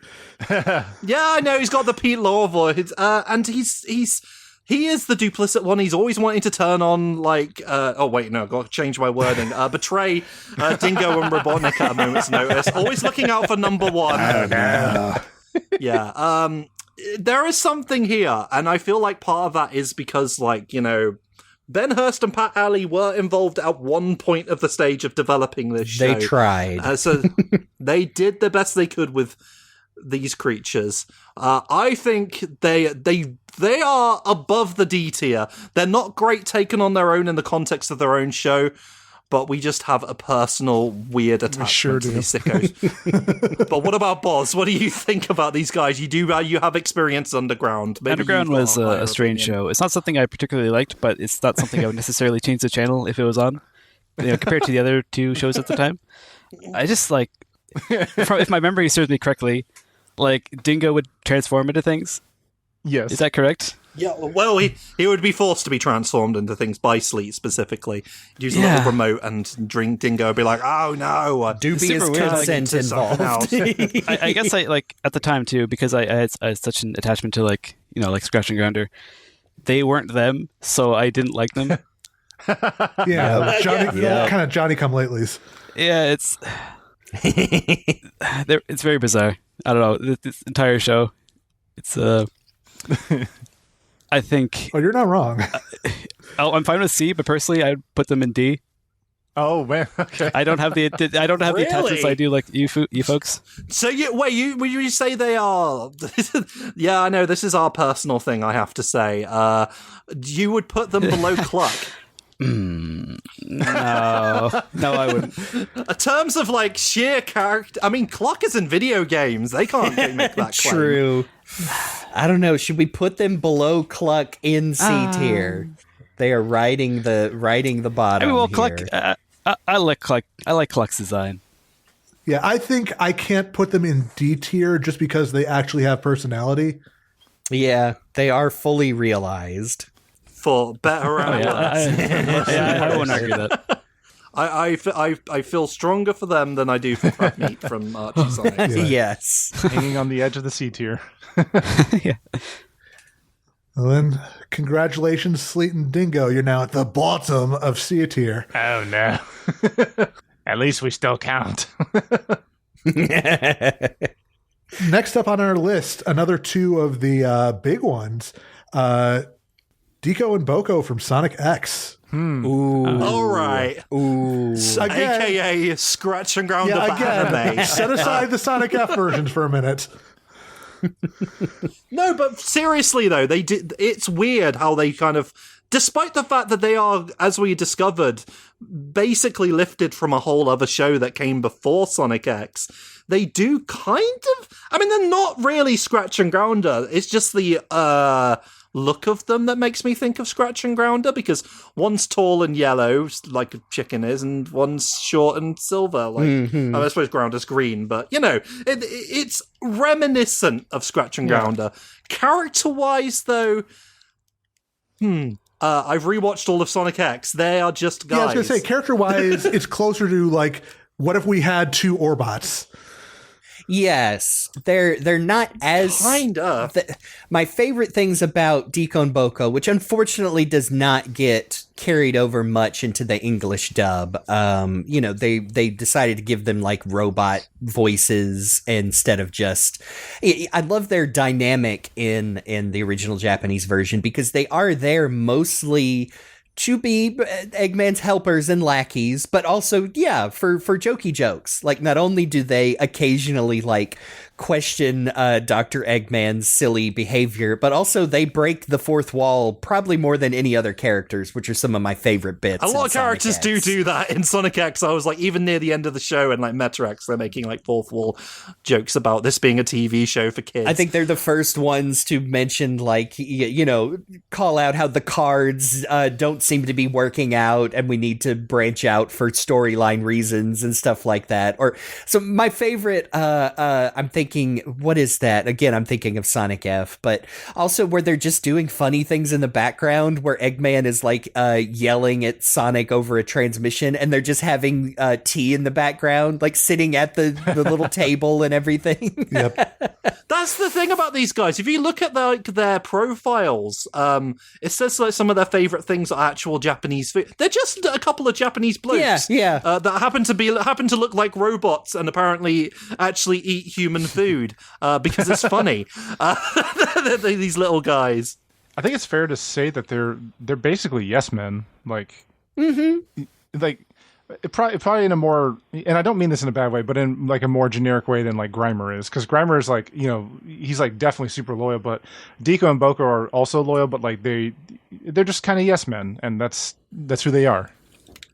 They will call out Robotnik, Eggman, I guess in this case, is stuff. They will like... Yeah, we're now in the Eggman era. Yeah, we've reached the egg. Now, they will actually, like, say stuff, but most of the time he's just like, what was that? And like, nothing, sir, so they're not... But for the most part, they just do what he says, even if they'll just have criticisms every now and then because it's a stupid idea, because don't forget, this is Sonic X Eggman, who's... silly even by Eggman standards, much as we love him. He did kill all those Nile crocodiles that one time. That's true. And you know, also worth noting that there was one point where, like, right near the end of the first series, they were like, okay, we're done, we quit, and go to live with the Thorndikes for a while before, you know, jumping back to Eggman's side just as they are returning to their world. Yes. I do. They are fairly loyal, even when Eggman, like, I'm thinking of the Sonic Adventure 2 adaptation, to where even where they're like, okay, we got to work with Sonic, but only because they're working with Eggman. Remember, they get to carry the Master Emerald around a lot, out of breath, going, on their backs, and it's very funny. So I really like Decoe and Bocoe. I definitely wouldn't argue that they are on the same tier as Scratch and Grounder. And again, I'm saying, you know, there are lots of duos before, especially in Japanese comedy, going all the way back to, I mean, you know, tall, skinny guy and shorter, large guy. That's Laurel and Hardy, right? Like, all the way back in the, you know, black and white film days. But I just like them a lot. I think they're very funny. Like I said, they've got some of my favorite jokes in Sonic X. And look at them. I love those designs. They're just little robot men wearing funny helmets. Decoe and Bocoe are interesting, really, because I don't like them as much as Scratch and Grounder, and I feel they would... Jake, you just not have to type that in the chat. Listening audience, just in case you wanted to know what Rock the Jake tried to covertly slip into the conversation without any of us noticing, was the phrase "two different butt plugs" in response to Decoe and Bocoe. I'm not laying. They both do have flared bases, so Oh my god. Yeah. Oh no. safety designed. Anyway, try to recover from that one. I don't like them as much as Scratch and Grounder, and I feel like they are done a disservice by the English dub, that we don't have like these like really strong English voices associated with them, apart from the ones in Sonic F, which is just Scratch and Grounder doing done again. Well, that's us. Unfortunately, it is just, I am a robot man. Yes, I am also that monotone, and it's just like it doesn't. And then hit the Decoe same. starts singing Book of Mormon for some reason. Good old Andrew Reynolds. Yeah, that's the thing, is I wish they had a better English performance. Unfortunately, anyone who grew up with Sonic X in the English dub had bad performances largely thrust upon them, so that's what they associate with that show now. And they don't know that these guys are actually funny, because I watched it in Japanese and they're actually quite funny. And they go well with that version of Eggman. But yeah, I like them a lot, and one thing that they do have for themselves is, despite that brief time where they left and lived with the rich family, they are, in fact, really consistent. They're there from the beginning of the show all the way to the end. You can't say that for a lot of Robotnik sidekicks, so I'm not sure if where I land on them in the actual order. I don't think there's a world where they are less than B tier. Yeah, I agree. No, absolutely agreed. Absolutely agreed. They aren't capable of making Metal Sonic, though, so I'm not sure. Yeah. I don't know. Where do they land in regards? They're not... Grimer's not as funny as them, but Grimer's also... He made some really cool shit. He did, but Decoe and Bocoe are like active participants in pretty much every episode of that show, and are like constantly. Not really Grimer, no. Yeah, and are like a constant, you know, workhorse for Eggman, like with schemes and stuff. Like they're doing repairs on, you know, his ship during the Metarex saga, and you know, are often co-piloting the different like floating fortresses and everything. It's like they're active, you know, in his various schemes. I think they're good. They are really, really relevant to the show, surprisingly, for what are like really anime original characters, but yet fall into the archetypes of the two henchmen that were established in AOSTH. And I don't know how much of the attention the anime studio was paying to the Western cartoons, although they did have a power ring thing going on, so I don't know. Who can say? I might, maybe we can come back to our final rankings. I think they might at least deserve to be top of the B tier. I do agree. As much as I am an STC boy, Grimer isn't my favorite STC character, I will say. We've given him his flowers, but he is a goblin. And not that there's anything wrong with that, although, He has heart. Boz, you're the deciding vote here once again. What do you think? I'll allow it. You'll allow it. No, like I like their designs. I didn't get too heavily involved in Sonic X, but you would see them because, like you said, they were always there. Fairly competent, loyal. I think they're in a good position. I feel because we have seen them in that format, a special mention to Decoe and Bocoe in the Sonic X comics, where I think they got to shine better than the English dub of the show. Yeah, anime Decoe would never dress as a chicken nugget. Or, excuse me, the mighty morsel. There you go. Oh, man. All right. Well, congratulations, Decoe and Bocoe. You are now the top of B tier, B for Bocoe. We also have one more Sonic X character we need to discuss, and that is Bokkun. Bokkun / Messenger Robo. Yeah, the thing about Bokkun is, in my head at first I was like, well, he's just filling the Coconuts role, but he's not. He's actually in it more than Coconuts is in AOSTH, I think. Yeah, Bokkun, I like Bokkun again, especially in the original Japanese, where he's more of like a goofy little, but he's almost like a Bowser Jr. Like, he's a silly little child who has one job at the beginning, which is to bring CRT televisions with messages from Eggman to Sonic that explode, and he flies off going, and then they actually decide to do more with Bokkun as the show goes on. I mean, the first thing I think of is when Bokkun's the one controlling the egg golem in Sonic Adventure 2, and there's that hilarious clip where it headbutts Sonic to death. And he just falls down. And, the funny little thing in the Meterex saga where he has a locket with Cream's picture because, he's implied to roughly be around the same age as Cream. That's also a silly little thing. And Rouge holds it over him as blackmail, which is great. Of course she does. Yeah. And then, even more so when we get into the comics where they added, his brief villain turn and his addiction to sweets and stuff like that. His obsession with human candy.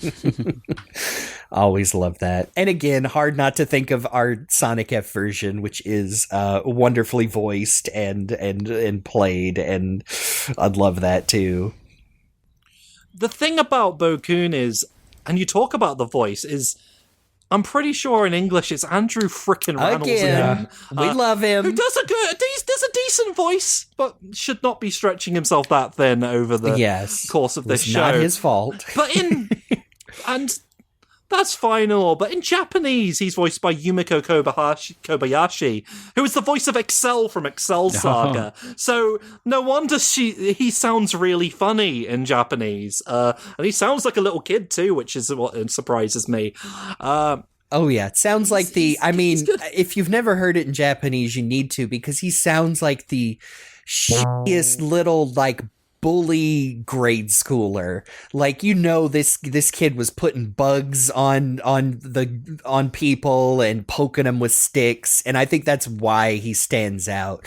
Like the picture reference you have for Bokkun is when he has flown down and is yelling at the teacher robot and basically telling him that Eggman's gonna be mad, and he's a little wiener. Like he is he is relaying Eggman's messages, and he thinks that's an important job, when in reality, he's just kind of a little annoying. But that's why I like him. I think it's funny.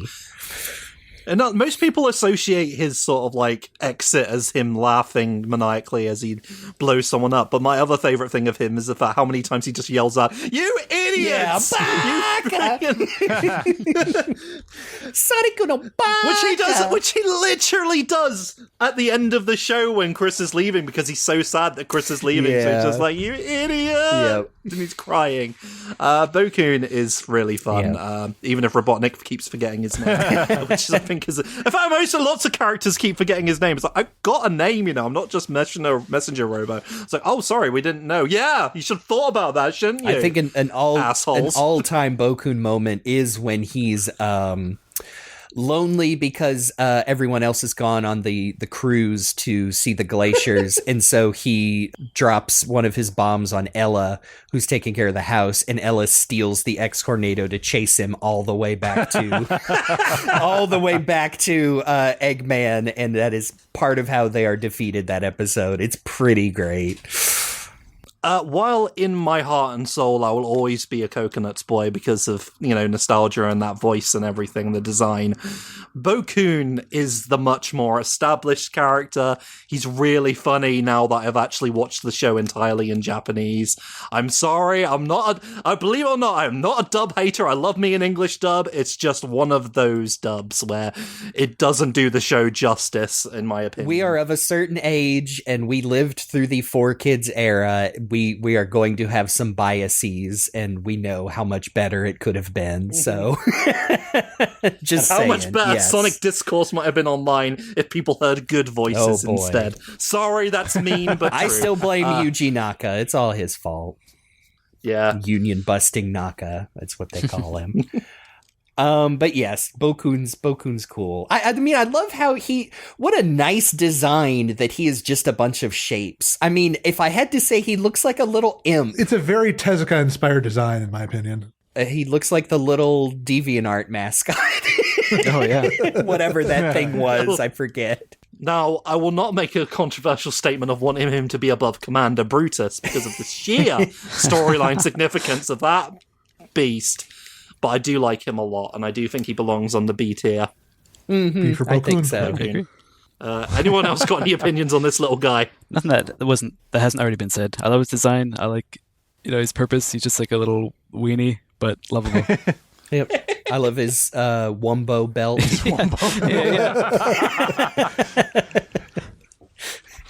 His belt actually has an M on it, which means messenger robo, I'm pretty sure. I think so. He's not, if he had a B on his belt, I guess it wouldn't be symmetrical. So, well, no, it's messenger Robokun, so it's shortened to Bokkun. oh, that's what it comes from. Of I course did not it is. realize that until we got some of the more recent, better subtitles for Sonic X, that is where it comes from. Because, I believe in the first, 13 or so episodes, he's always referred to as Messenger Robo. And I'm like, oh, where does that, and then, yes, it just kind of hits you oh, I get it. Because the Japanese honorifics. Oh, I'm not enough of a weeb. I think Bokkun settles in at the bottom of B tier really nicely just because he is just such a little stinker, and he's really charming in just his, I don't know, his stinkerificness and I don't know. He's definitely above Coconuts because I don't know. I like him more. I'll just say that. I'll just be stupid. I'll just say it. Okay, no, that's fair. I like it. I like it when Bokkun does karate that one time. That's also very funny. Yeah, because Eggman's just like, this robot will start doing karate now instead of this thing will blow up, and he's like, okay. I think there's also one time where Bokkun delivers a message, but really calmly, and it still explodes, but he also leaves really calmly, just sort of like traditional Japanese kind of way. He's just going through the motions. Yeah.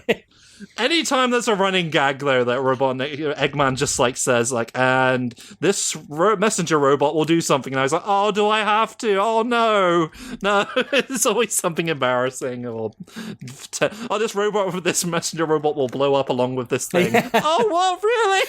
No, it's hard to top the first. I think it's episode. Is it 3 or 4? I think it's the 3. first one was 5 with when he delivers it? the message to Sonic from Knuckles. Oh, okay. I didn't know if that was the first one. It's hard to beat because he balances that TV on the tip of Sonic's shoe, and Sonic just sits there the whole time. It's pretty funny. I think that's the first maniacal laugh fly off. Sorry, just looking at this little guy in our actual physical tier list here. And I love again, it's that angry image of him. And I feel like he's pissed at us for putting him at the bottom of the B tier. He's like, why am I at the bottom of the B tier? B tier stands for Bokkun. You idiots! Oh no, Sleet, we've been beaten out by a child into the B tier. Oh no, don't call me a baka. That'll make me embarrassed in another language. All right, well, welcome to the bottom of B tier, Bokkun. Next up on the list, a Mecha Robotnik, a.k.a. M from Archie.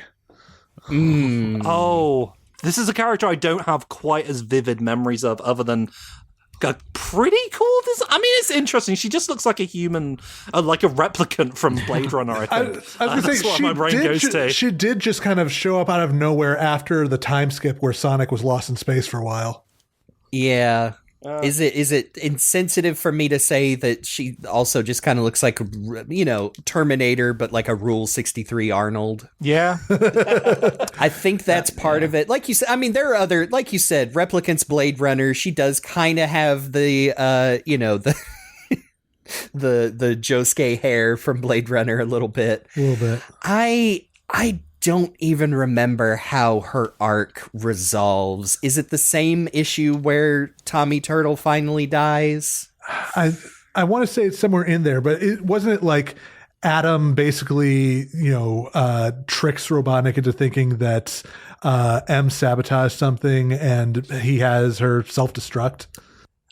I see. All I'm remembering is like wasted potential when I think of Mecha Robotnik or M. I never, sorry, looking at these image results, it'd be very cool to simplify her design a little bit. She does kind of have like that Cyber 6'5". That's cool. Yeah, that's exactly what I was thinking, honestly.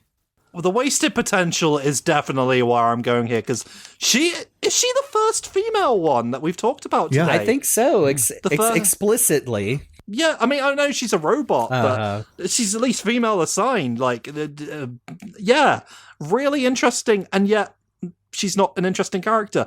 That's a bit of a shame, because she looks kind of cool, but she is just a human, more or less. She is like a T-1000. She is a Mecha Robotnik who had a modular, cool liquid metal body.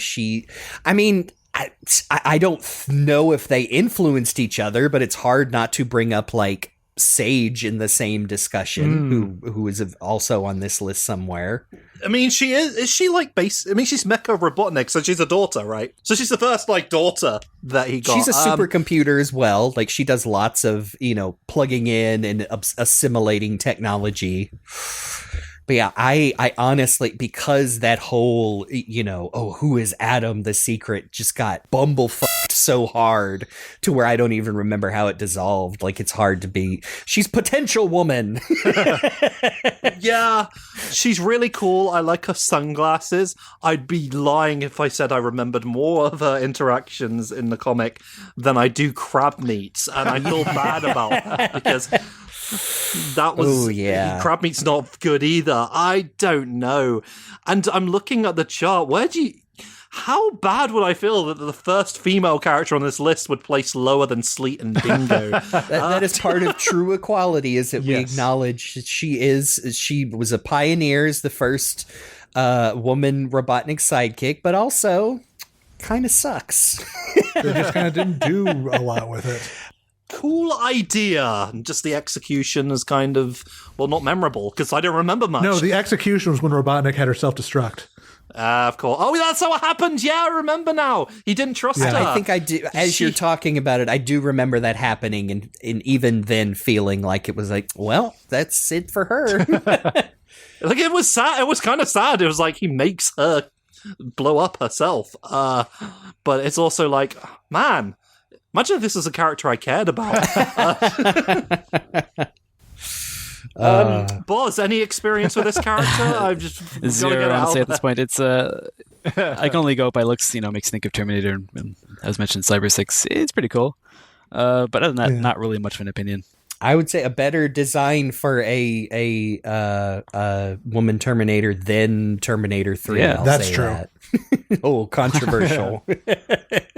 Beloved film Terminator 3.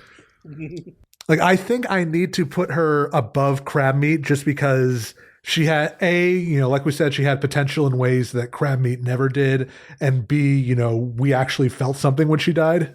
We felt something. And when Crabmeat died, it was like, Exactly. Literally played for laughs. So, yeah, you know what? Yeah. I can't put her ahead of Sleet and Dingo, and that feels really bad because her design is better than theirs. But we are biased. all I can think about is that was one of the lowest points in Archie for me, because even I was definitely subscribed regularly to the comics then, and so I was getting them month to month, and still I can't remember a damn thing. The most I remember during that era of the comics was the and I think it was before M was introduced, but was the let's bring back the original Dr. Robotnik in this horrible comedy toned, drawn by Ron Lim. And I'm like, yep, this is where I started to really, even as a child, like this isn't a good issue. I was going to say, I believe her death was during that period where Ian had just started and was cleaning house. Oh, okay. That makes a lot of sense. No wonder we can. Yeah, fair enough. That makes a lot of sense. I just imagine if Prismaya was here, she'd just be like, just say you hate women. Just say you hate women, Dr. Robotnik in the Archie comics. He probably does. To explode. Yeah, he probably does. Yeah, I C tier for the potential, but at the very bottom of the C tier, Yep. There's no potential for Crabmeat or the front and center one. There is potential for Eggor, but it was so squandered right from the off, so forget about Potential jail time. Yeah, totally. All right, what's next? Sorry, M. Maybe next time. So we are moving into sort of the modern era of sidekicks now with the Proto-Orbot SA-55 from Sonic Unleashed. Oh, we're really making this guy. He is technically a distinct character. My headcanon is that he was just reprogrammed into Orbot eventually. So the thing about this guy is his name wasn't in the game, right? That was like a later addition. He was just the little guy. I can't remember when the name was specifically introduced, but yes, that was a later addition. I remember when the game first came out, people had nicknamed this guy Ergo because he says that a lot. But, yeah, he does. No, the name came later, and I know in at least Archie, they specifically say that is like Orbot's actual serial number, SA-55 SAS, and then they gave Cubot his own original serial number, IDI-07. Now, I can't remember. Are there other models of this guy in the background in Unleashed? And he's the only one that is... I think it's just the one. Okay, it's just the one. I couldn't remember if there was a bunch of other ones like typing on consoles, or I don't know where I got that from. I wish there was. Sorry, I just wish there was a third one with the ID number RDRR. I remembered liking this guy in Sonic Unleashed because, again, he's one of the first. Like, if Scratch and Grounder laid the groundwork, this is the first guy who's like, okay, he's funny, but also it's even funnier because he's an Eggman robot, and so he made him like this. Like, anytime Eggman gets mad at him for sassing him or making fun of him, I'm like, yeah, it says more about Eggman, and then I love them both because of course he's the kind of guy who would accidentally make a sarcastic robot and just not think anything of it. Eggman is really like the guy in front of the computer that says, say I'm an idiot. You're an idiot. Oh my God. How dare you? Like, it's, oh man. I think the thing that does, like, I do think this guy's got some great, like, character animation. He's very funny. Except for the voice is just, again, it's another fucking beep boop robot voice that doesn't really deliver the lines as well as it could. Again, Proto Orbot here, who usually has a filter but is just talking like a person, which is my preferred. Yeah. As much as I'm not an Unleashed guy, what I do like is this was like introducing. Don't forget, Sonic can be a little bit silly again. So here's a silly little sidekick for Eggman that's funny and like makes fun of him. Like, you know, it's a good sort of like precedent for what we're going to get later. Yeah, and it is, worth noting that this is the first time that the actual games team have done like their take on the goofy sidekick. So for his whole thing is he's not an idiot. He's actually a lot smarter than he should be, really, for what Robotnik wants. He's leaning on the fourth wall, but not breaking it. Do we think he's the one that made that sandwich for Eggman? The high definition sandwich. I could see it. And I like how he just sort of fits in and clamps down in like the cup holder of Eggman's little robo chair. Yeah, I like him a lot. I'm struggling to come up with a reason to put him anywhere higher than he is, because I like Orbot and Cubot more. I hear the problem is that he is the concept art to a more realized thing later down the line. He's pretty good. Ranking him above Coconuts would annoy me personally. Because Coconuts is his own character, and this guy is just Orbot version 0. So he's pretty good, but he only had one real appearance, and his scenes were good. But I don't know if I could rank him higher than Coconuts. It is hard just because, like you say, he doesn't really have an identity of his own. Like he is by design, he is forever going to be, assumed into Orbot's identity to the point where, some would argue that there really isn't a difference between the two. To the point that when you brought him up, I was like, do we really consider him another character? And yeah, he is. Exactly. I think part of the thing is like his main distinction, apart from his robot voice, is the fact that his color scheme isn't down yet.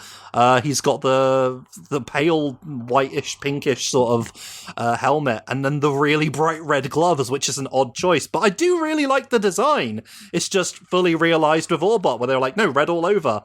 It works better. I'll say something also controversial. I think I like Unleashed as a whole more than you, Falero, at least those boost stages. Yeah. I think another part where he suffers is I think the writing in Unleashed, in either version, original or translated, whatever, is a little bit bland. Like, he's there, he is the funniest part, but I think it could be better. And I think Orbot is funnier than him. It's definitely like cleaned up for Orbot, because his speeches get quite long-winded, and part of it is the voice is just ergo and this, ergo and this, and it's just like, yeah, it's fine. I get what he's doing. He's riling Eggman up.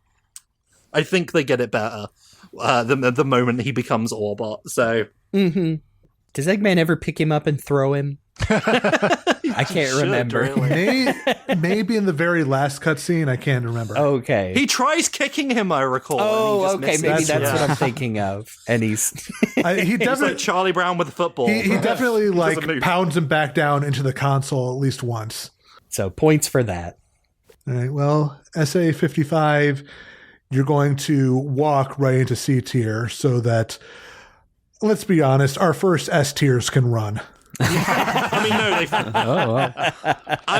float, so I don't know. I kind of... Here's the thing about Orbot and Cubot.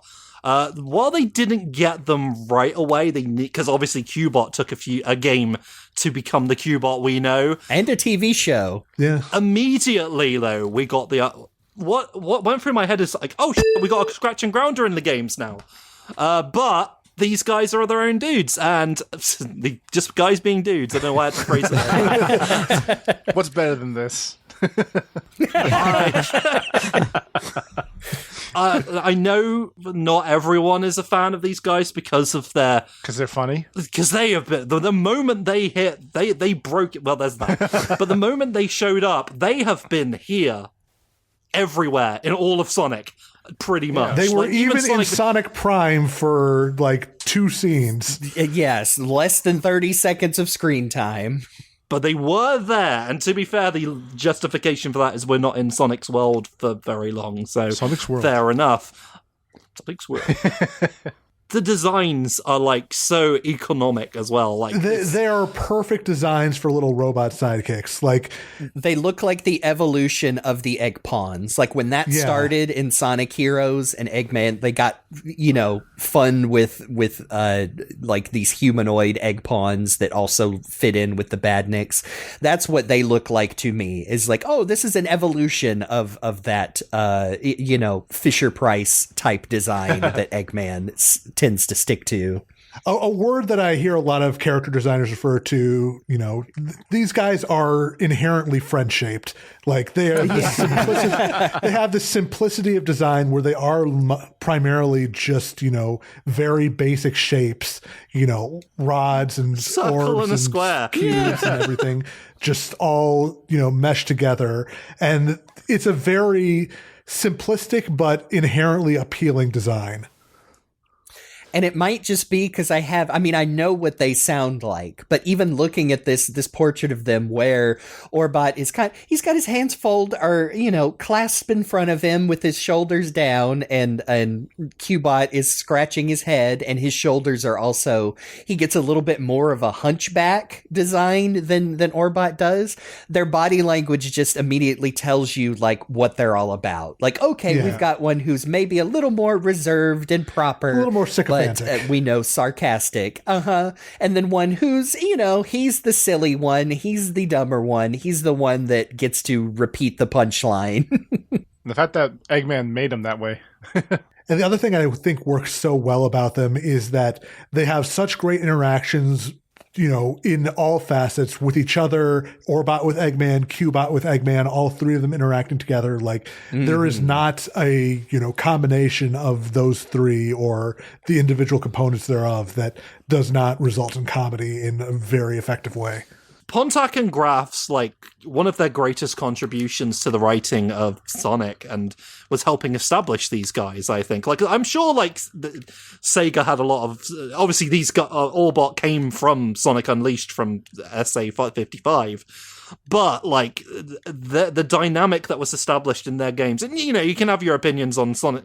There are some people who don't like Sonic Colors of the games. I'm sorry, Jake. I know. It's hard to believe. Well, just as a reminder to be the fun killer for a second, we know every writer that has ever worked on, especially these modern Sonic games, including the ones you hate, no matter what their names are, every word they put on a page was approved by someone at Sega. Yep. Not just a Bakagaijin America Jin, but no, the Japanese overlords approved every single concept. So just remember, saying. The worst Sonic writer is whoever is currently writing the series. All of that aside, though, I feel like one of their best parts was writing these guys as the sidekicks to Eggman, because they're great. It's just really good.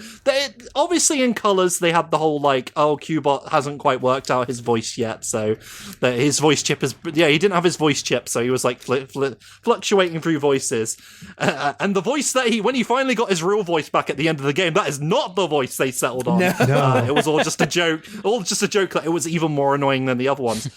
Once Wally Wingert got the voice that he gave him from what was the next Lost game? World. Generations, I guess. Was it Lost World? Lost World okay. the first time Generations, they only showed up in images. They didn't actually talk. Right. They didn't actually talk. Yeah, so Lost World, say what you will about the story, it's questionable, but that's the voice. That voice that we're used to hearing, that's the one. And it's such a funny voice. And it plays so effectively off of Orbot as well.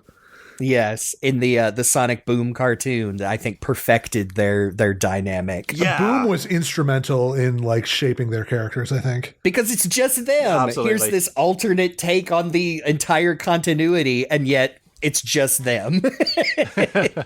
I will say, like, my favourite Kirk Thornton voice in Sonic is Orbot. Like, no offense to his Shadow. I think his Shadow's pretty serviceable. His Orbot voice is so fucking funny. It really is. Yeah.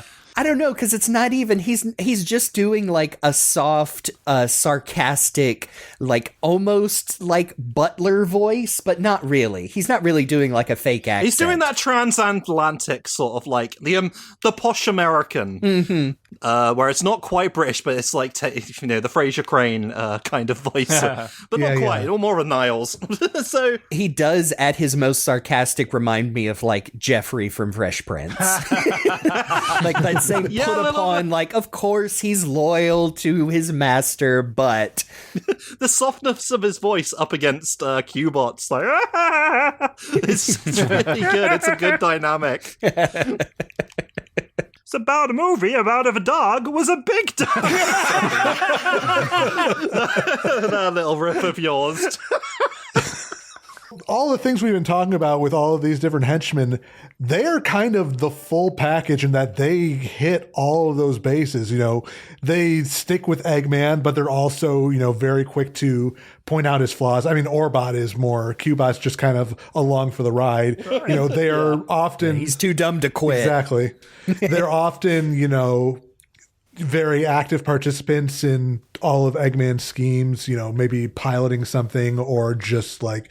I immediately think of like the Sonic Colors animations where they do the like anime mecha transformation just attached to Metal Sonic's arms. Right. That's a good one. Oh, like man. they just kind of hit they just check all those boxes in a way that like I really enjoy. I'm trying to think of I can't disagree. They are like the ultimate realization of those who have come before and may come after them. Yeah, because as much as I'm like, a scratch and grounder guy till my death, whatever that is, the thing is like these guys are like the version which works with the games and also weirdly works with just about every version that they put out. Like, it's weird that they did Sonic Boom and it was just these guys, but then of course it is, because they're funny. You can have them in any version. They're in the IDW comics too and everything. Yeah. And it's great. It's weird that the only thing that I don't remember them being in, obviously, is Frontiers, because they weren't there because Eggman was kidnapped. And maybe that would have been an interesting dynamic, having them in the more self-serious Frontiers. I know. It's speaking of which, I think it's funny that they were absent from Sonic Generations, but got to appear in Shadow Generations as, again, not really of any consequence, but still funny that they're there talking to Shadow as he's going through maybe his most traumatic moments in his life again. Hey, Shadow! Wow, you sure like going to that radical highway a lot, don't you? What's so radical about it? I enjoy the aesthetic personally.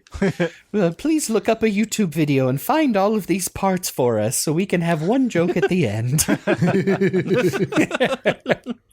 I don't want to cut anyone off, but the only problem I'm having with is this is where we gotta say, do they deserve S tier over Metal Sonic? Or does Metal Sonic get to jump up finally? I hate to say it. I think I would put them above Metal Sonic. This is the thing. People, listen to us. When we say they're above Metal Sonic, we don't mean they are better characters than Metal Sonic. Or we just cooler. think they are better minions to Robotnik. Objectively, on our Metal Sonic categories. fucking rules. He's the coolest guy in the world, but he's not always there with Robotnik, because if he was, it would be too cool. You can have him all the time, and also he might try to betray him again. Whereas these guys won't. They'll make fun of him all the live long day, but they still stick with him. Yep. I think we should wait until the very end to do any moving. Okay, before we start moving things around. Before we start shuffling, I will have to think about it. Yeah, so we need to hold off on our Sonic Shuffle. In more ways than one. I do want to ask real quick, Pat, what do you think about Orbot and Cubot? Because there's been a lot of discussion. Good. It's I like them a lot. I love the designs. They are the proper sidekick, I feel. The kind that I like. I love Scratch and Grounder. They're not quite as funny as them, but I feel like they belong properly. And the fact that they seem to have longevity where they just kind of keep returning, I think that does add to their S tier level. And honestly, I hope we see more of them going forward. Well, there you go. Mm-hmm. Agreed. I think we will. I think that's a good point, that Scratch and Grounder would feel they would feel out of their element in anything else but Adventures of Sonic. Oh, yeah. I know they show up in cameos and in Archie. I like that they are working casino security for Breezy in those comics. Oh, yeah. But I feel like if you plucked them or even Snively, like I don't think you could put them in the games like you have Orbot and Cubot, who have been in cartoons, the comics, the games. I think they are perfectly adaptable. Like, oh, they can be there in a serious story to offer some levity or to back up Eggman, like we said, and they just work. I think they have been cared for by the creative teams of the franchise, to where that's why they've stuck around so much, is that they just work. You can drop them in just about any situation. For going on 16 years. Wow, really? Yeah. Sonic Colors Sonic 2010. Colors 2010, remember? Yep. All right. Technically 18 if you count SA55 and Orba as the same Oh person. man. Yeah. I think that's a pretty darn good argument for why they deserve that top spot. Everybody's put forward. Just being around isn't necessarily enough for being a good, strong character. Just look at Silver the Hedgehog. Sorry, that's me, Silver. I love Silver, but he's been around. He's been slandered enough. He's been around, but was he good? He's fine. No, but longevity. I mean, oh god, sorry. When did Lost World come out? Because I just have to 2013. 2013. So nearly 13 years of the Deadly Six, and they have gotten slightly better. But They're fun to make fun of, like the Flash did that one time. also, they're not on this list, by the way. They don't really count. No, as they don't Mega count. Millions. Honorable They're mention, just- maybe.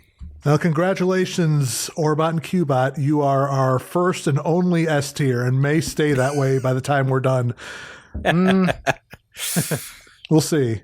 But speaking of characters that are probably edge cases, but I felt like qualified just enough that they warrant discussion. I don't know. Maybe that's a weak argument.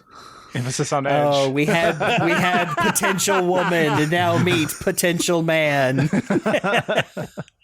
I don't know. I'm going to argue, since we have a category, unless we're going to start bringing up others at the end, I think Infinite might be the one that deserves to be and doesn't count, because I think he, given his story in Sonic Forces. Now, I've enjoyed what they've done with him recently, the Chaotix Case Files, but as looking at all of these others, he was never really an Eggman sidekick. He was just a guy Eggman basically exploited, who was having a crisis from getting his ass kicked by Shadow the Hedgehog, and then Eggman was like, "Hey, let me stick this pointy jewel in you.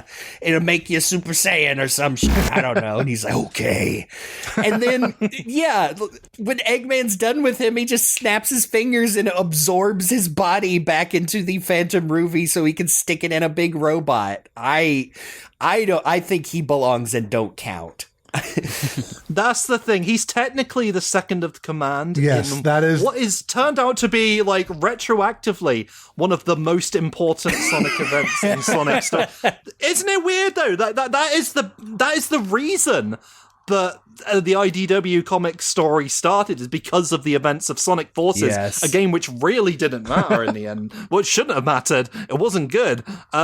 But he was there for Robotnik, Eggman taking over the entire planet off screen while while the text appeared on the screen. But I don't know. It's one game. I think, and just looking at him right here, sitting in B tier next to Commander Brutus, I don't think he's, of course, Infinite is super powerful. That's his whole thing. He can manipulate reality itself. He can make you think you're being burned to death by the sun. But he never does anything with that power. He does vaguely follow Eggman's orders, but I mean, if anybody was going to rise up and say, "No, Doctor, I deserve to rule this world," it should have been Infinite, but he doesn't. doesn't, and it just goes out like a little bitch. It wasn't until KX Case Files that he finally got to do that.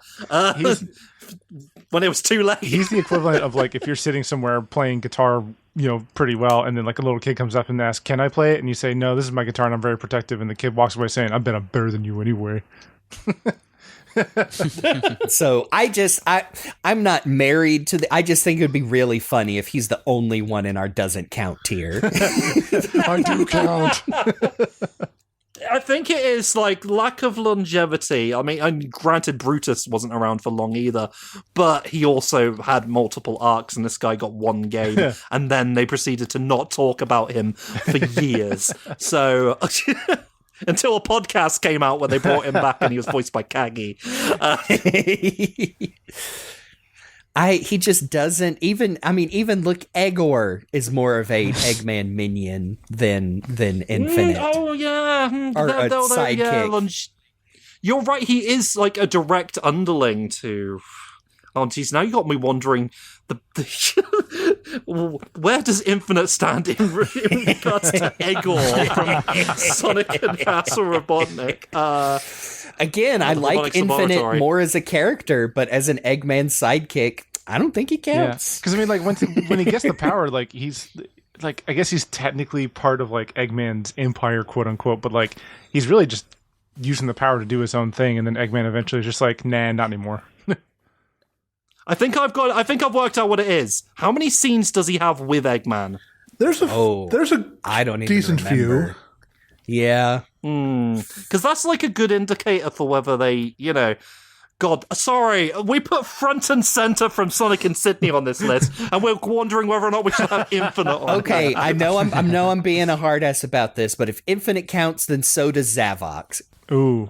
And we've already decided the Deadly Six don't count. That is my logic. Because you said, how many scenes does Infinite have with Eggman? And the immediate thing I think of is all of the scenes in the robot factory with Zavok talking to Eggman.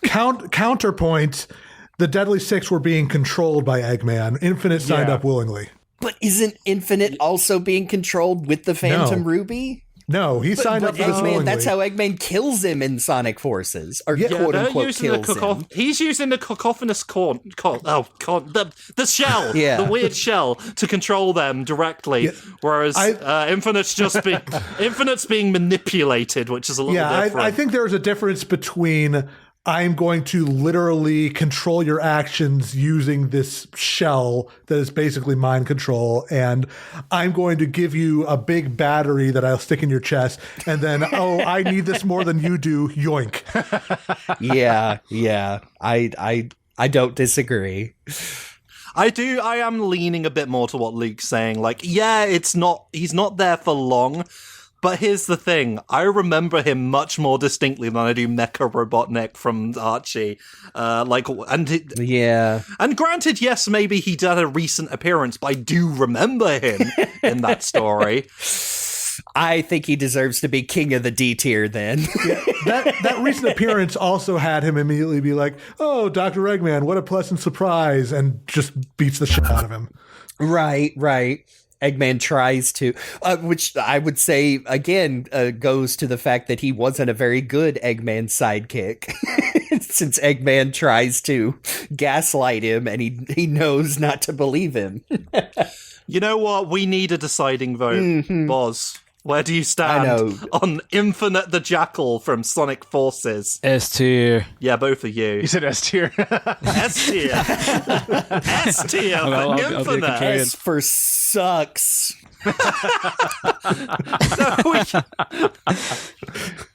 I don't know who this character is, honestly. I think doesn't count because I don't think like any like sidekick henchman affiliation he has with Eggman is like off story, off screen. Anything that's like on story, on screen is just him either using the power Eggman gave him for his own devices or just straight up like, in Chaos Case Files trying to yeet him out of existence. It really does come down to whether or not you consider like lore as important as actual like memorable moments in the story. What podcast do you think you're on?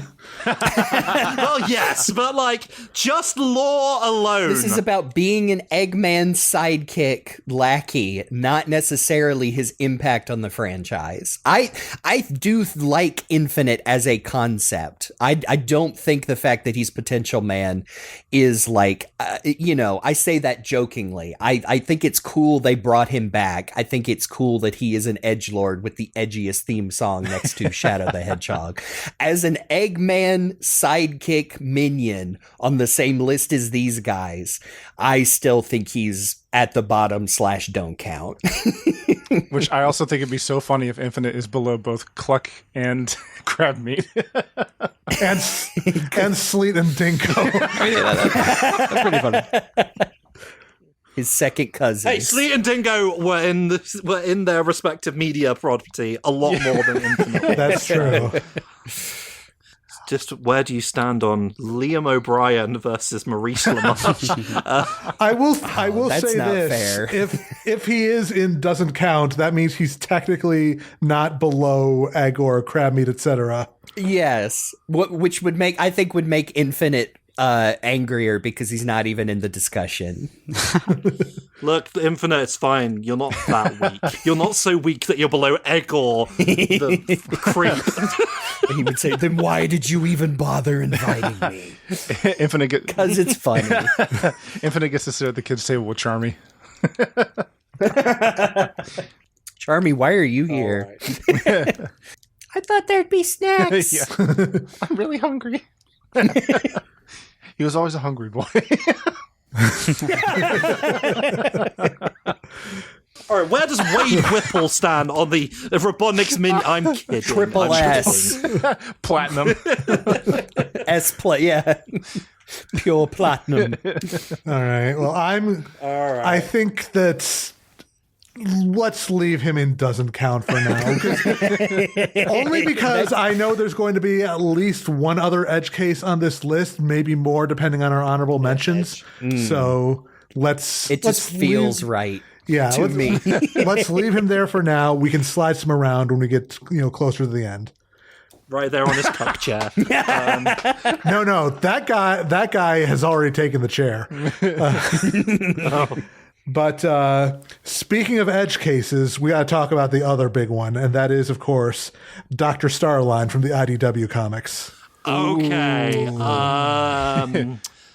Oh boy, this is one what we were unsure about. Big when evil we were, gay like, energy. Thinking about this list. Yeah, like I wanted to keep the contents of this list secret before we started, hence why Front and Center got on there. But I had to add. I did have to ask ahead of time. Hey, does Starline make the list? Because it's a tough one. If Snively does, I think he does because they have similar arcs. He doesn't stay by Robotnik Eggman's side for super long, but I do like his initial appearance is basically worming his way in to be his right hand man for a while. It's just I remember him just as much striking out on his own to be the better Eggman as he likes to imagine himself. Because he's a platypus and lays eggs. I think Dr. Starline really is an interesting case because we get to see a full character arc from him where he starts out idolizing Dr. Eggman, thinking he is the greatest thing ever, and then by the end he's just like, this dude's an idiot. Why did I ever like him? It's like when you actually stop having a parasocial relationship with your favorite YouTuber and meet him for the first time. Yes, it is. I mean, it is a don't meet your heroes.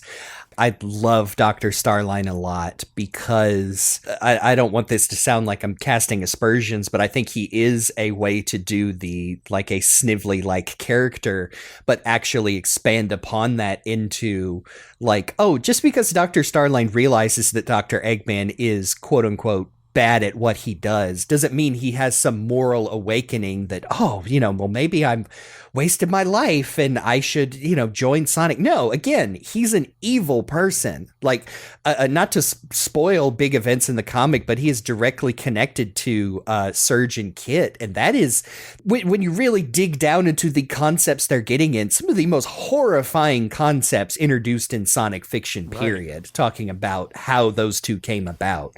And Dr. Starline is giddy about it. Like, even as he is falling out of love with Dr. Eggman because he realizes that, like, sometimes there is no method to his madness, and it's about roller coasters and amusement parks sometimes. No, he just keeps on doing what he's doing and starts, slowly diverting resources away from the Eggman Empire to his own horrific experiments. And that's why I think he's up there for me, not only as a character I like, but before he finally turns and realizes, like, oh, no, Eggman is not going to, even if I try to say, like, no, this was all for you to help you finally realize your vision, Eggman just completely betrays him and grabs him by the skinny little leg and beats him senseless. I really like that about him, is that I can't remember. Does he ever really just say, like, oh, no, fuck Eggman, I'm doing this on my own? Or does, to the better end, he's like, no, I'm just going to do this better. And when I present it to Eggman, he's going to love it and is betrayed from that. I can't remember. Does he ever have a true come to Jesus moment on his on his loyalty to Eggman? I think it's, if I remember correctly, it has been a while since I read that arc, but I remember it being more a case of, Eggman has proven he is, incompetent. I'm going to do this better and show him how to be a real villain. Yeah, that's what I thought. And I mean, for me, I think that puts him pretty high up there. It is basically what he is, again, I don't want to insist that they're just copying their homework, but there are a lot of concepts that are reused in Sonic, but done better. And I think he's Snively done better. Partly because he looks like he fits in Sonic. Yeah, exactly. Sorry, just the way you put it, though, it does make me think of, is like, I'm going to make my own Eggman Empire. Blackjack and Lucas. Exactly. I love that. That's the thing, is you could say, like, his time with Eggman is somewhat brief, but he's there for, like, what was, like, the biggest, and boy is it longest, arc in the comic, in the Metal Virus arc, and he's there at Eggman's side for pretty much all of it, or at least right before the end, I think, where he gets he's punted away. And that his time spent with Eggman is as his lackey, as his son. And while he's, like, obviously got delusions of grandeur and ideas of where this could go, he is there at the side of Eggman, under the learning tree, like, and still following his commands, at least for the most part, except for when he tries his own plans, and Eggman's like, what the fuck are you doing? Exactly. You're trying to blow him up? What? No! And I know we joke about it, but I do actually love the fact that, intentional or not, like, Dr. Starline is kind of queer-coded, because he's flamboyant, he's playing into that, the classic Disney villain type thing. And I mean, in Sonic, I just appreciate that. I think it's funny. It would have no real impact if he looked at the reader and said, and I like men, by the way, but I do like it because it's a different archetype, and it just makes him. Yeah, he's frantically seeking the validation of a man he looks up to. Yeah, exactly. Literally. And I think it works. And yeah, just again, what a great design. Oh, the cuntiest design in a while. Yes. I mean, look at that. I mean, big, chunky warp topaz in that gauntlet. Oh, I love that. I'd love to hate that little thing. Like, I love that they introduced, there's the Phantom Ruby and, of course, the Chaos Emeralds. But yeah, I'm like, oh my God, yeah, introduce more little things like this, because it just fucks everything up in a fun way, the way he uses it. The thing about this guy is, you could debate as to whether or not he really counts, but I think if you count Snively for all the times he left Robotnik, you kind of have to consider Starline as a lackey. He's not just a lackey, and I feel like maybe that's why he's not as high as he could be, because he's as much his own villain in his latter arc than Robotnik's sidekick, but he is there for long enough and has enough, like, really big scenes and is there, like, being his pupil, essentially, for a while, that it's hard not to see him in associate... I mean, because, look, you cannot see him without Eggman's shadow over him, because everything he does initially in his first appearances, and even after he leaves, is because of Eggman. Like, he cannot... living rent-free in his mind forever... that is what Eggman is to him. So I think it's, I would consider him a lackey, but just maybe a little bit more than that as well. Reminding myself what I just argued for Infinite, that this is about Eggman, sidekicks, and lackeys. The character of Dr. Starline is definitely way up there for me. I don't know if I'm ready to argue how high he goes. I think I'd rather hear y'all talk about that. So I think he actually deserves to be pretty high up, because based on like everything we've talked about and everything that I remember from reading, like he, even like near the end, he still sticks with Eggman. At the beginning, it's because he wants to learn from him. He wants to try to be like him. And then as he goes on, it's because he's like, okay, well, there's some problems here, but I can still help out. And then near the end, like at least right before the very end, he's like, he's not doing this right, but I could do it better, and I could get him to appreciate what I'm doing. So I think there's like a spectrum of loyalty there, which is interesting to say for the first time during this whole tier list. But like his loyalty, maybe it wanes over time, but it's still there, maybe up until like the very end. And so I'll just go ahead and say it. I am comfortable with putting him on maybe the lowest end of A tier. That's where I see Starline. I'd say he's better than, like, someone who, STC head, I like him better than Grimer. I think he's one of the coolest, like, he is so cool, and also not cool.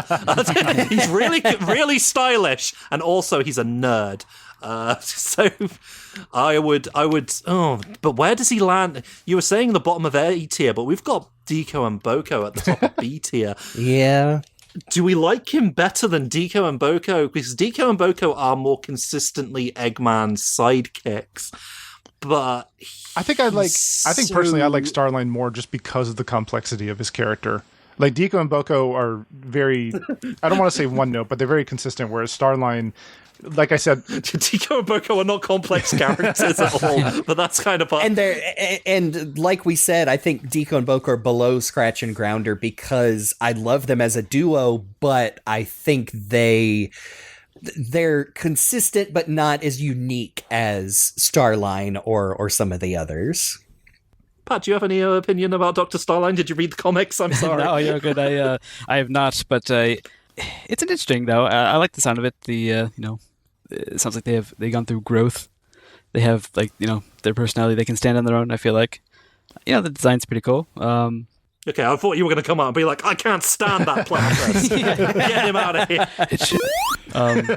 By the sounds of it, like I said, I think B is probably fine. I might split the difference and put him above Decoe and Bocoe on B tier. Yeah, okay. I know we love Decoe and Bocoe here. And he does have elements of Grimer in him, in a way. He makes his own stuff. Like, honestly, what ended up happening with Starline and what ended up happening with Grimer are honestly pretty similar when you get down to it. And you could have seen Grimer go through a similar arc to Starline had that comic been allowed to continue, so. Yeah, but the Starline, due to the nature of the comic and the fact that they knew what they were doing, like right from the off with this guy, I'm pretty sure, was allowed to have a much more interesting arc. He was able to have a story where he became, where it wasn't just like, oh yes, Dr. Robotnik, yeah, anything you want, Dr. Robotnik, don't hit me again, Dr. Robotnik. This is like you're watching this character's like hero worship fall apart as he realizes, oh no, that pedestal is crumbling. I can't believe I was a fan of this guy. And that's interesting to me. All right. Well, I guess after all that discussion, Starline is now our new top of B tier. Good for him. Too bad he's dead. All right. Well, for this next one, I'm going to forego all discussion because I already know he's going up in S tier, Agent Stone. I was going to say, speaking of queer-coded sidekicks who I love to death. S tier for Stone. S tier, yeah. There is never a moment in those three movies where he is not fully dedicated to the well-being of Dr. Robotnik, even when Robotnik himself thinks otherwise. Yes, and I think our many hours of discussion about his performance, Lee Majub, I believe. Yes. Of course, I don't know the guy, but I think it is so fun that he immediately embraced like his little part in the fandom as a whole and interacting with Sonic fans online and going to conventions. And like we said, being given the mountainous task of playing second fiddle on screen to Jim Carrey, even in that first movie, and I think he does it. It is a fun character. They immediately saw what worked and expanded upon it. Gave him his own Mean Bean cafe starting in the second movie. I love it. Yeah, Stone is great. I cannot believe they managed to capture the essence of a good Eggman sidekick in a live action movie of all things. It is consistently one of my favorite surprises from that series. He is the breakout character of that whole movie. Yeah, Aside from Wade Whipple in there. But from the first movie. Which funny, because Wade Whipple is in the first movie, and we were like, yeah, that guy sure existed. It wasn't until the Knuckles show. But from that first movie, it was Agent Stone, because we were like... And the thing is, his scenes weren't even supposed to be that interesting. They were fine, they were fun. I think so much of it is like the improv and playing around with Jim Carrey, the great chemistry he had with Jim Carrey. And also just the fact that he's so charming. It is so weird that, the mustache-twirling villain of this franchise, played by Jim Carrey of all people, has this perfectly 100% all-in, lovely, wholesome man who just goes along with his evil schemes. There's something about the fact he's not plotting against him. He's not an idiot. He's not got any of those elements that you get in some of the bigger Robotnik lackeys that we've seen over the years. He's just a nice guy who just happens to delight in doing horrible things for his master. And also is clearly... so gay, and that's, but not in the Starline way, because Starline's a whole other thing. Starline is intelligent, but is like we've talked about his arc on length. His is just like, I love this man, and I want to see him do well and be happy and flourish. I've made a costume changer with a maid outfit. Explain that. And you know what? Like, also to speak to his work ethic and his character, the fact that he does, like the Mean Bean Cafe is a cover up for like when he believes that Robotnik is finally going to come back. But the fact that it's not like a lazy thrown together thing, like I would like to think that he takes pride in that cafe, like, because he tries to make the best coffee. He's genuinely passionate about coffee. He does his absolute best every single day. And like, I was going to say, the prequel goes into how he basically took over that coffee shop. Yeah, it's really interesting, that little story. Not bad for a guy that we don't know the first name of, but you can say that for a lot of characters in this list, actually, now I think about it. So he really follows the Sonic iconography. So we were talking before, Pat has seen the first and the third movies. What do you think about Agent Stone, Pat? Very memorable. He's the character. He's like one of the characters I think about when I think of the live action. He's very loyal. He's very good at what he does. He's very handsome. he's very handsome, and he's fun to be around. Have him around. It's personally, I do think S tier. Like, I don't know if joking aside. No. Yeah. S for Stone. Like, it's weird. I was just I thought Luke was doing it as a joke, and I was like, no, wait a minute, actually, yes. Yeah. He's great. It's weird putting him above Metal Sonic, but like, again, this is as Eggman.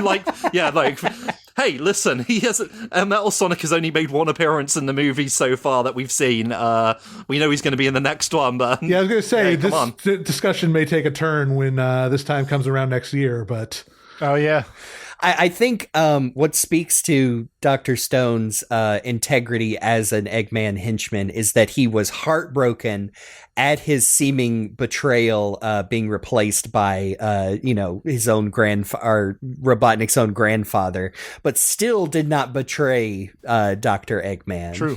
Loyal to the end. And even when his emerging from the London sewers probably needs to get checked up after that with the puppy dog eyes looking up at what Eggman is doing up in the sky. It's like, I love him. That's where I stand. Even if he never shows up in one of these again, I will always remember Agent Stone for being just like, no, this is how you introduce the sidekick to the villain. And it's so weird that it worked. How did they get it right the first time? It's so strange. I guess we're all in agreement. Agent Stone, one of 2 S-tier characters on this list. That's right. We're all about the modern interpretations of Sonic here. Sorry, everyone. I know. I couldn't help but think that in the back of my head, like, oh man, this is somebody just sees this, they're gonna get mad at us, and I'm like, well, That's what tier list is all about. Just making people mad. like you said at the top, make your own podcast. Then. Recency bias reigning supreme. No, come on, Scratch and Grounder are an A tier. Scratch Grounder and Snively. Yeah. I do like it though, like the list here, just like all these wacky, kooky characters, and then S tier, just some guy. Yeah, just some guy. Just a man in a suit. Man. S tier is a dude and then a circle and a square. Truly peak character design. All right. Well, we do have one more on the list that definitely needs to be discussed. Yeah, of course you do. It's Sage. Yay! Oh man. Okay, so Sage. Sage is interesting. I love Sage. She's fantastic. She hasn't had a ton of appearances. So she's had more lately. She's had more lately. I know she's in the IDW comics now. I've not caught up, but it's cool that she's there. You can race with her in Crossworlds. Yeah, you can race. She's in Crossworlds, so we got more of her. She's in the podcast. I suppose maybe her screen time is as much as Agent Stone now, actually, now I think about it, because she's in a lot of scenes in Sonic Frontier. She's there for most of that. I think the interesting thing about Sage is that she is like the one sidekick on this list who, like, even briefly actually changed Eggman's perspective in a significant way. Yeah. She has not betrayed him, but has changed the way he looks at things, which I think is super interesting. The way she had, I still feel like Sonic Frontiers nailed it by giving her this, again, I wouldn't say completely original arc. She is a artificial construct, basically, that discovers its own consciousness, but has a full character arc that could have ended in Frontiers, but then they didn't, and I think that works fine too, because the way she has shown back up is like, oh no, of course she's still loyal to Dr. Eggman because he's her dad. It's not just that, oh no, I must help his evil plans. It's like, oh no, we're family. Like, yeah, he's trying to take over the world, but that's okay because he's good at it, and I agree. Sage could have kind of gone the way of Infinite, because if they did kill her off in the game, it would have been the same as, except for it wouldn't have been the same as Infinite, because she is in loads of scenes with Eggman. It's so important to Eggman's character. Whereas he gave Infinite no second thought when he died, more or less. So, we have a whole half of a personal diary from Dr. Eggman talking about, like, oh boy, I think I accidentally created life. Now I gotta sit with that. I gotta respect her pronouns and everything now. It's so good. Still one of my favorite. Oh man. I do want to see the next main game where I really, really hope she shows up. It would be a tragedy if she doesn't. If Eggman shows up and she did show up in the most recent main game. She showed up in Crossworlds. That's that's treated like one, basically. Racing games aside, because I really like her. I would almost put her up there with Metal Sonic, just because I'm a sucker for Ghost in the Machine, Ghost in the Shell concept of, and I mean, Blade Runner, I love that in sci-fi, like Data from Star Trek, the robot that is imbued with that little spark that makes it more than just a construct, not the friggin', like we already joked about, Gen AI asking it, like, tell me you're sentient, oh my god, like, no, I'm talking about the real philosophical concept of basically, like, and I don't mean this from like a religious standpoint, but like, if God created us and then we create life, would that life also be imbued with a soul? And I just love that concept, because I think if you make something that walks, talks, acts, and can think like a human, then I think that is imbued with the idea, the very nature of creation so much. And I know we're talking about Sonic the Hedgehog, but that's why I like Sage, because it is just. It is that concept done in Sonic, and damn it, I think they did it in a really cool way. Jeremy, I love that you're talking about this, because I literally wrote a master's thesis about that. Yeah.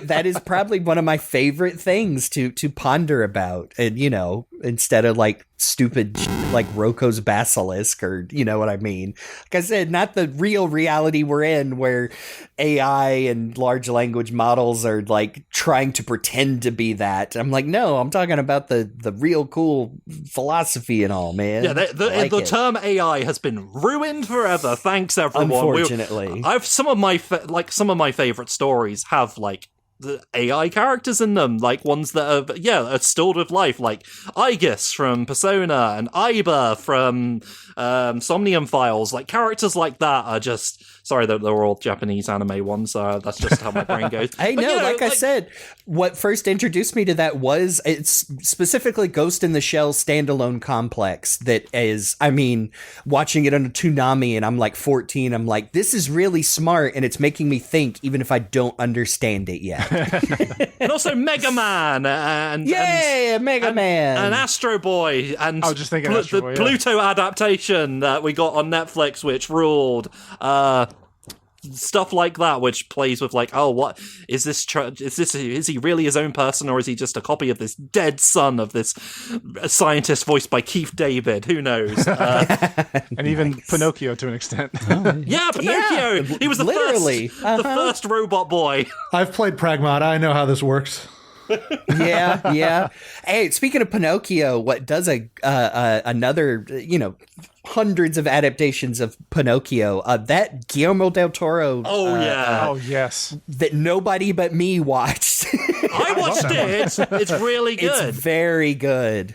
It's Very like good. it is definitely a reimagining, like it's so distinctly a reimagining but it's such a good one. Like, I can't get over, and it does like help capture the more dark elements of Pinocchio that were there in the book that obviously didn't make it into either of those Disney versions. So God, I love stories like that. So I love Sage. Plus, she's like a little Rei Ayanami, but like, and hey, Rei Ayanami, another person. Hey, is she really a person as well? Like, if you get into Evangelion and the nature of that backstory, like, yeah. Sonic ripping off all the other great stories in the history. Well, nothing new, but I like Sage. I know. Back to the Bart Simpson of it all. The the great artist Steele.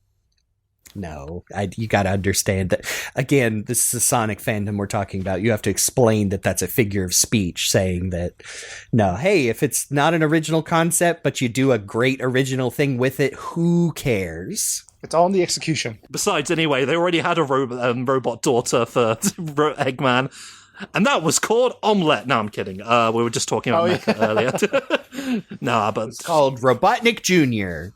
Yes. No, I like Sage. I don't know where we put her on the list, though. High. But it's hard to say, because I feel like she needs a bit more, I guess, time. Because it's weird, because Sonic...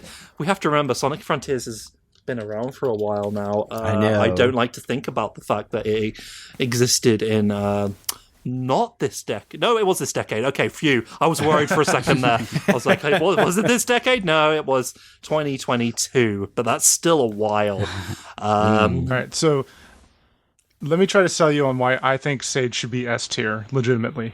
Okay. Okay, legitimately, I think she should be S tier because of the danger that she presents to the Sonic crew. And I say that because in Sonic Frontiers and in Chaotic's case files, she makes time for them. She like listens to them, and in Frontier she even like changed her perspective a little bit to be able to work with them. And like we said before, it's even able to change Eggman's perspective a bit.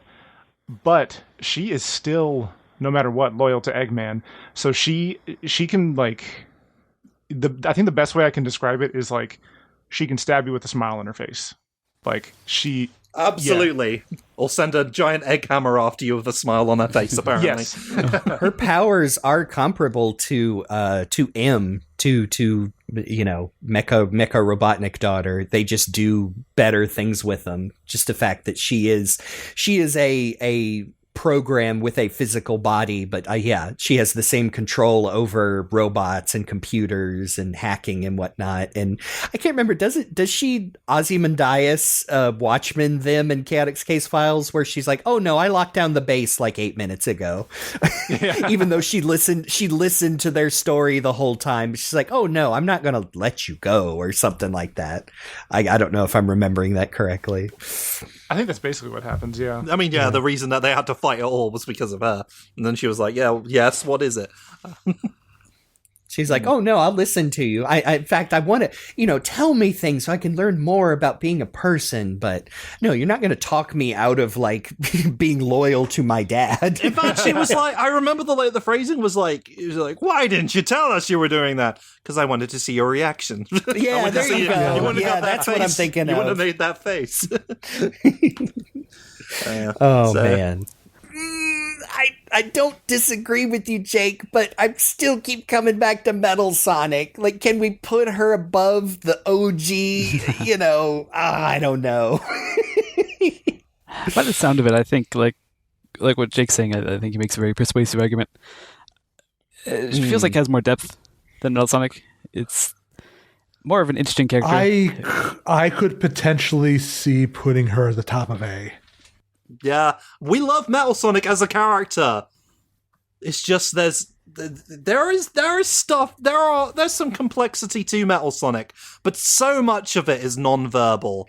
If we revisit this after the next Sonic game she appears in, and after Sonic 4 the movie, which does look like it's shaping up to be starring Metal the Sonic, maybe we could put them both in S tier, but I like them where they are as well. Yeah, they need more. Sage needs more time to cook, and Metal Sonic needs more time as a character. Which is fun, which is weird because he's had so much time. This guy has had such a head start, and so far, like, some of my most memorable appearances of him is as Metallix, which is not a character; it's his hive mind. So that's not the same. Again, just to bring us back to Metal Sonic is an S tier character, but as an Eggman sidekick, I think anytime he manages to evolve into his Neo Metal form, he's like, all right, Dr. Eggman, suck it.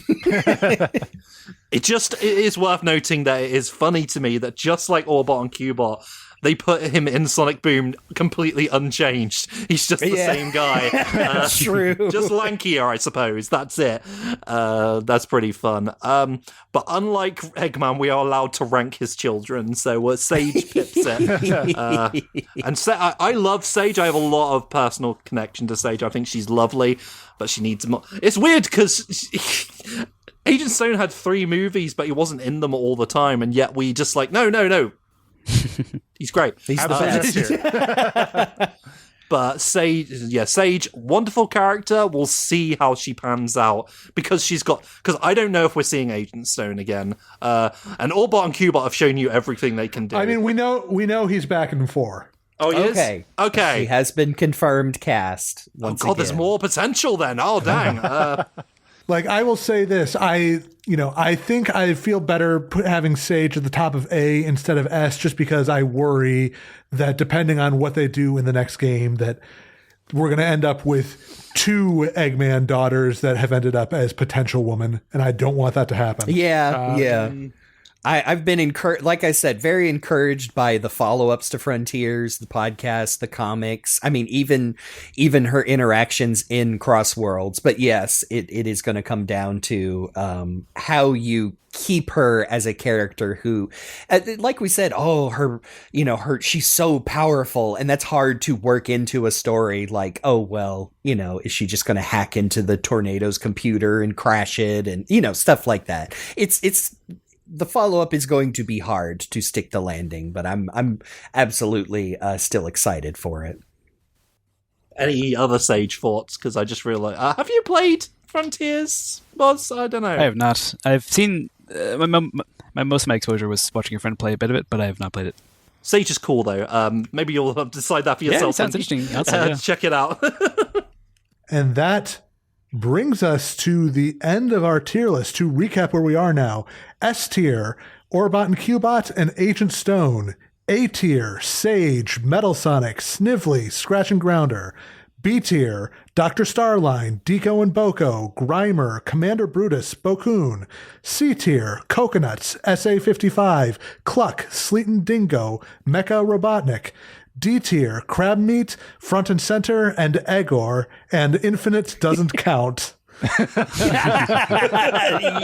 Oh, that just still feels right.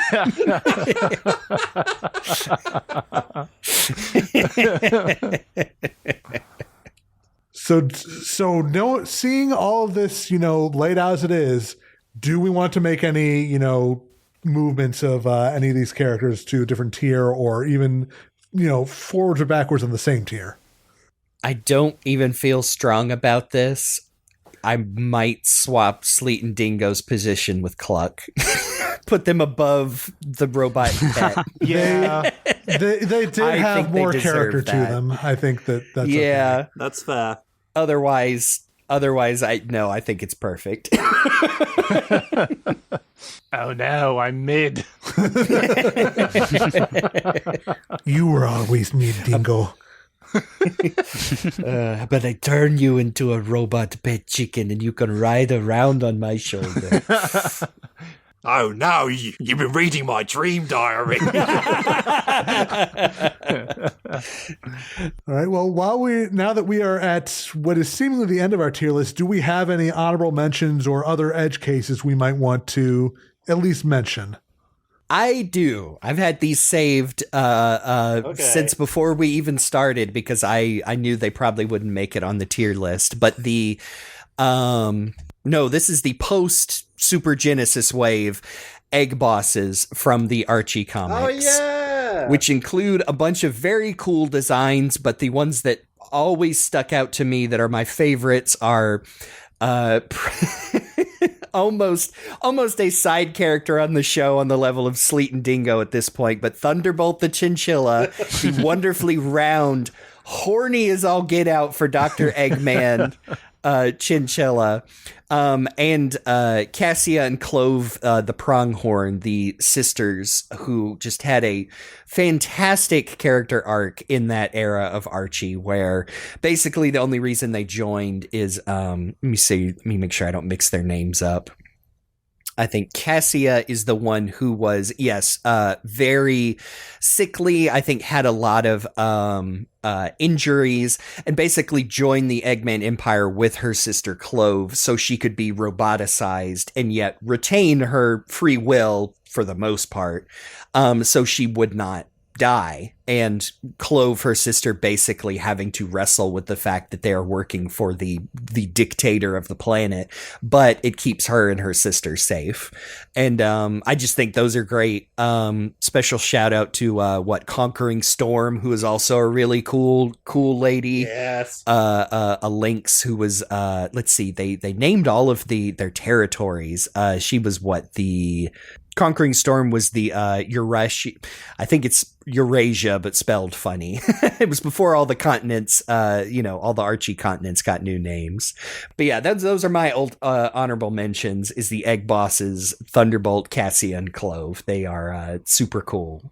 Not full-on minions, though, because, like, there's just too many egg bosses, and they all... Yeah. They all just have to get together for the big committee meeting every now and then with Eggman, and it's always weird because Thunderbolt is just all over Eggman, canonically and otherwise, based on some fan comics that you linked us to, Jeremy. I've got one honorable mention, and that would be Knuckles in his very first appearance. Oh, Originally, he was a minion for a brief while, but I feel like... I wonder how many people think of Knuckles as the minion of Robotnik, because they spent a lot of time playing Sonic 3 and Triple Trouble and Sonic and Knuckles exclusively. I don't know. Yeah, but I definitely say, it doesn't count because, obvious reasons of the history of Sonic at this point. But just when he was very first, brought in, like, I definitely think he's honorable mention for the list. I was going to say, my edge case that I brought up in our discussions before we started this is, I think of Rusty Rose from Sonic Prime, who is, again, I think just on the line, might even actually qualify. I guess it depends on your perspective. Because it is it's Mr. Dr. Eggman and the Chaos Council that she's under. Yeah. But it's still Eggman, basically, so... I think she fits in, doesn't count. And she is like his primary enforcer. Right. So, yeah. And then I know another one we talked about very briefly before this started was Lian Da in the Archie comics, because she kind of gets conscripted into being a high-ranking subordinate of Eggman. She gets points for being a total baddie, that's for sure. Yeah, I think our argument for like Rusty Rose, Lean Die, kind of in the same as Knuckles you just brought up with Jake, was if you count them, you kind of have to count Shadow and Rouge for Sonic Adventure 2. But yeah, that's true. Yeah, that's why I think they're almost there, worth mentioning for sure. Rusty, I feel like qualifies a little bit more just because she is a not Eggman creation, so. Mm-hmm. But then I guess that also would count like Captain Whisker. Oh, yeah. I guess another edge case, and it's only just occurred to me right this moment, is Heavy King and the Hard-Boiled Heavies from Sonic Mania. Yeah.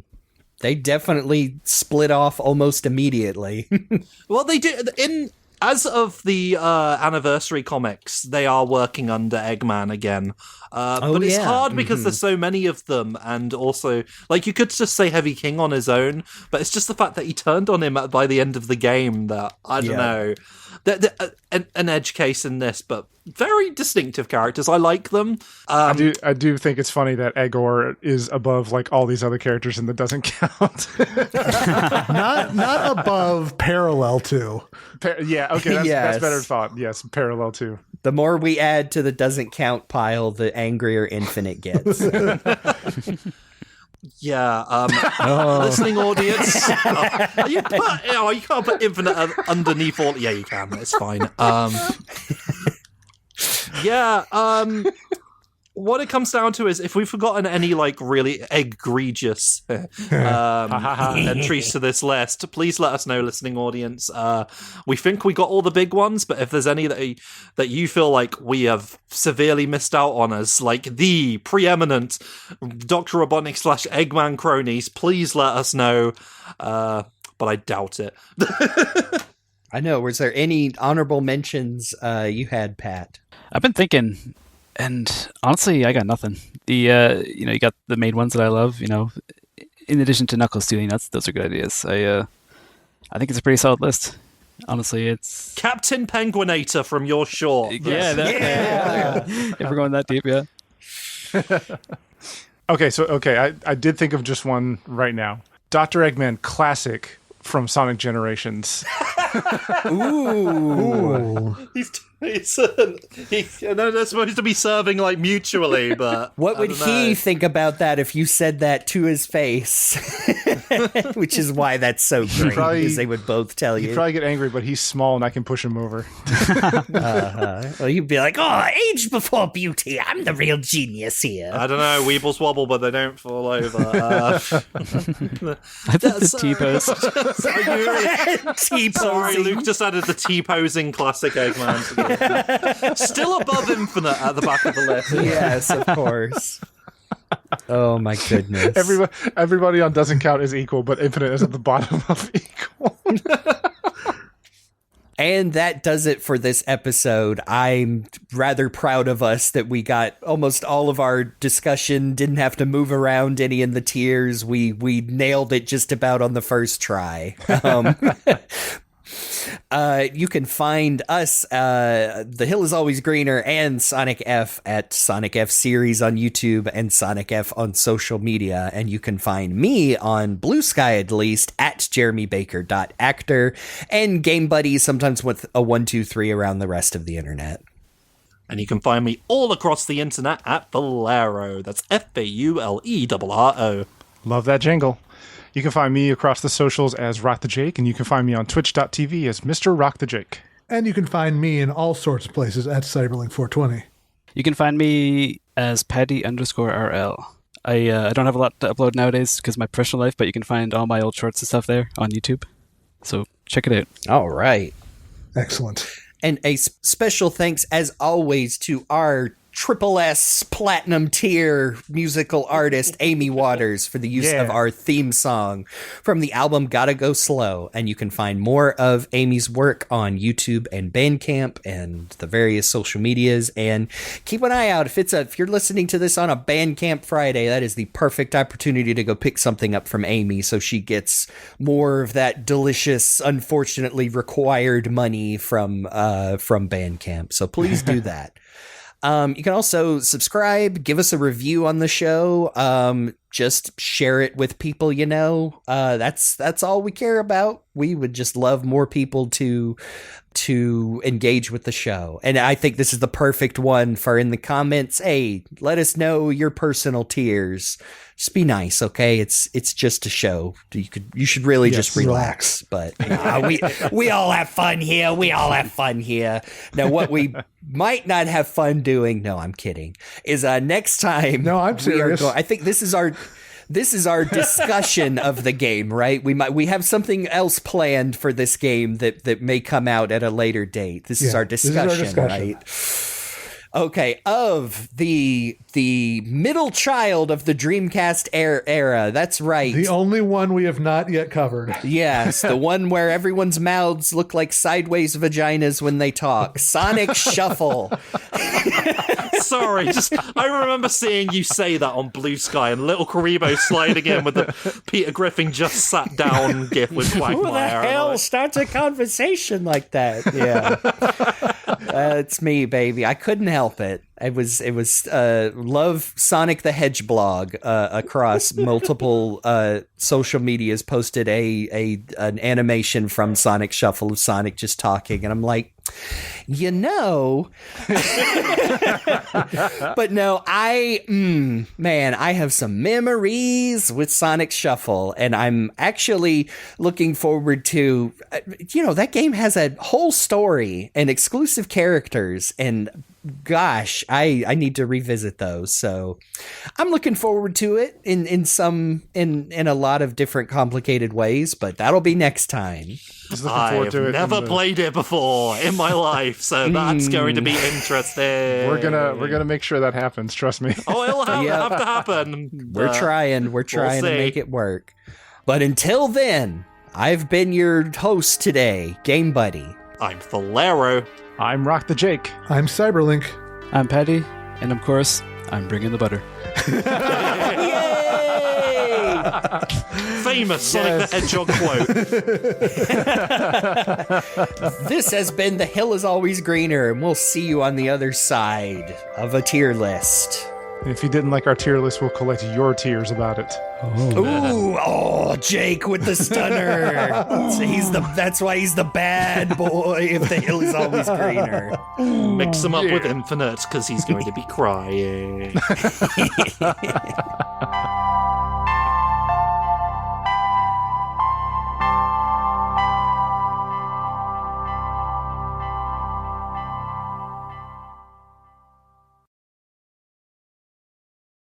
I know, at the end of this pretty long episode, we're really edging at the end, huh? Yeah. Right before we finish.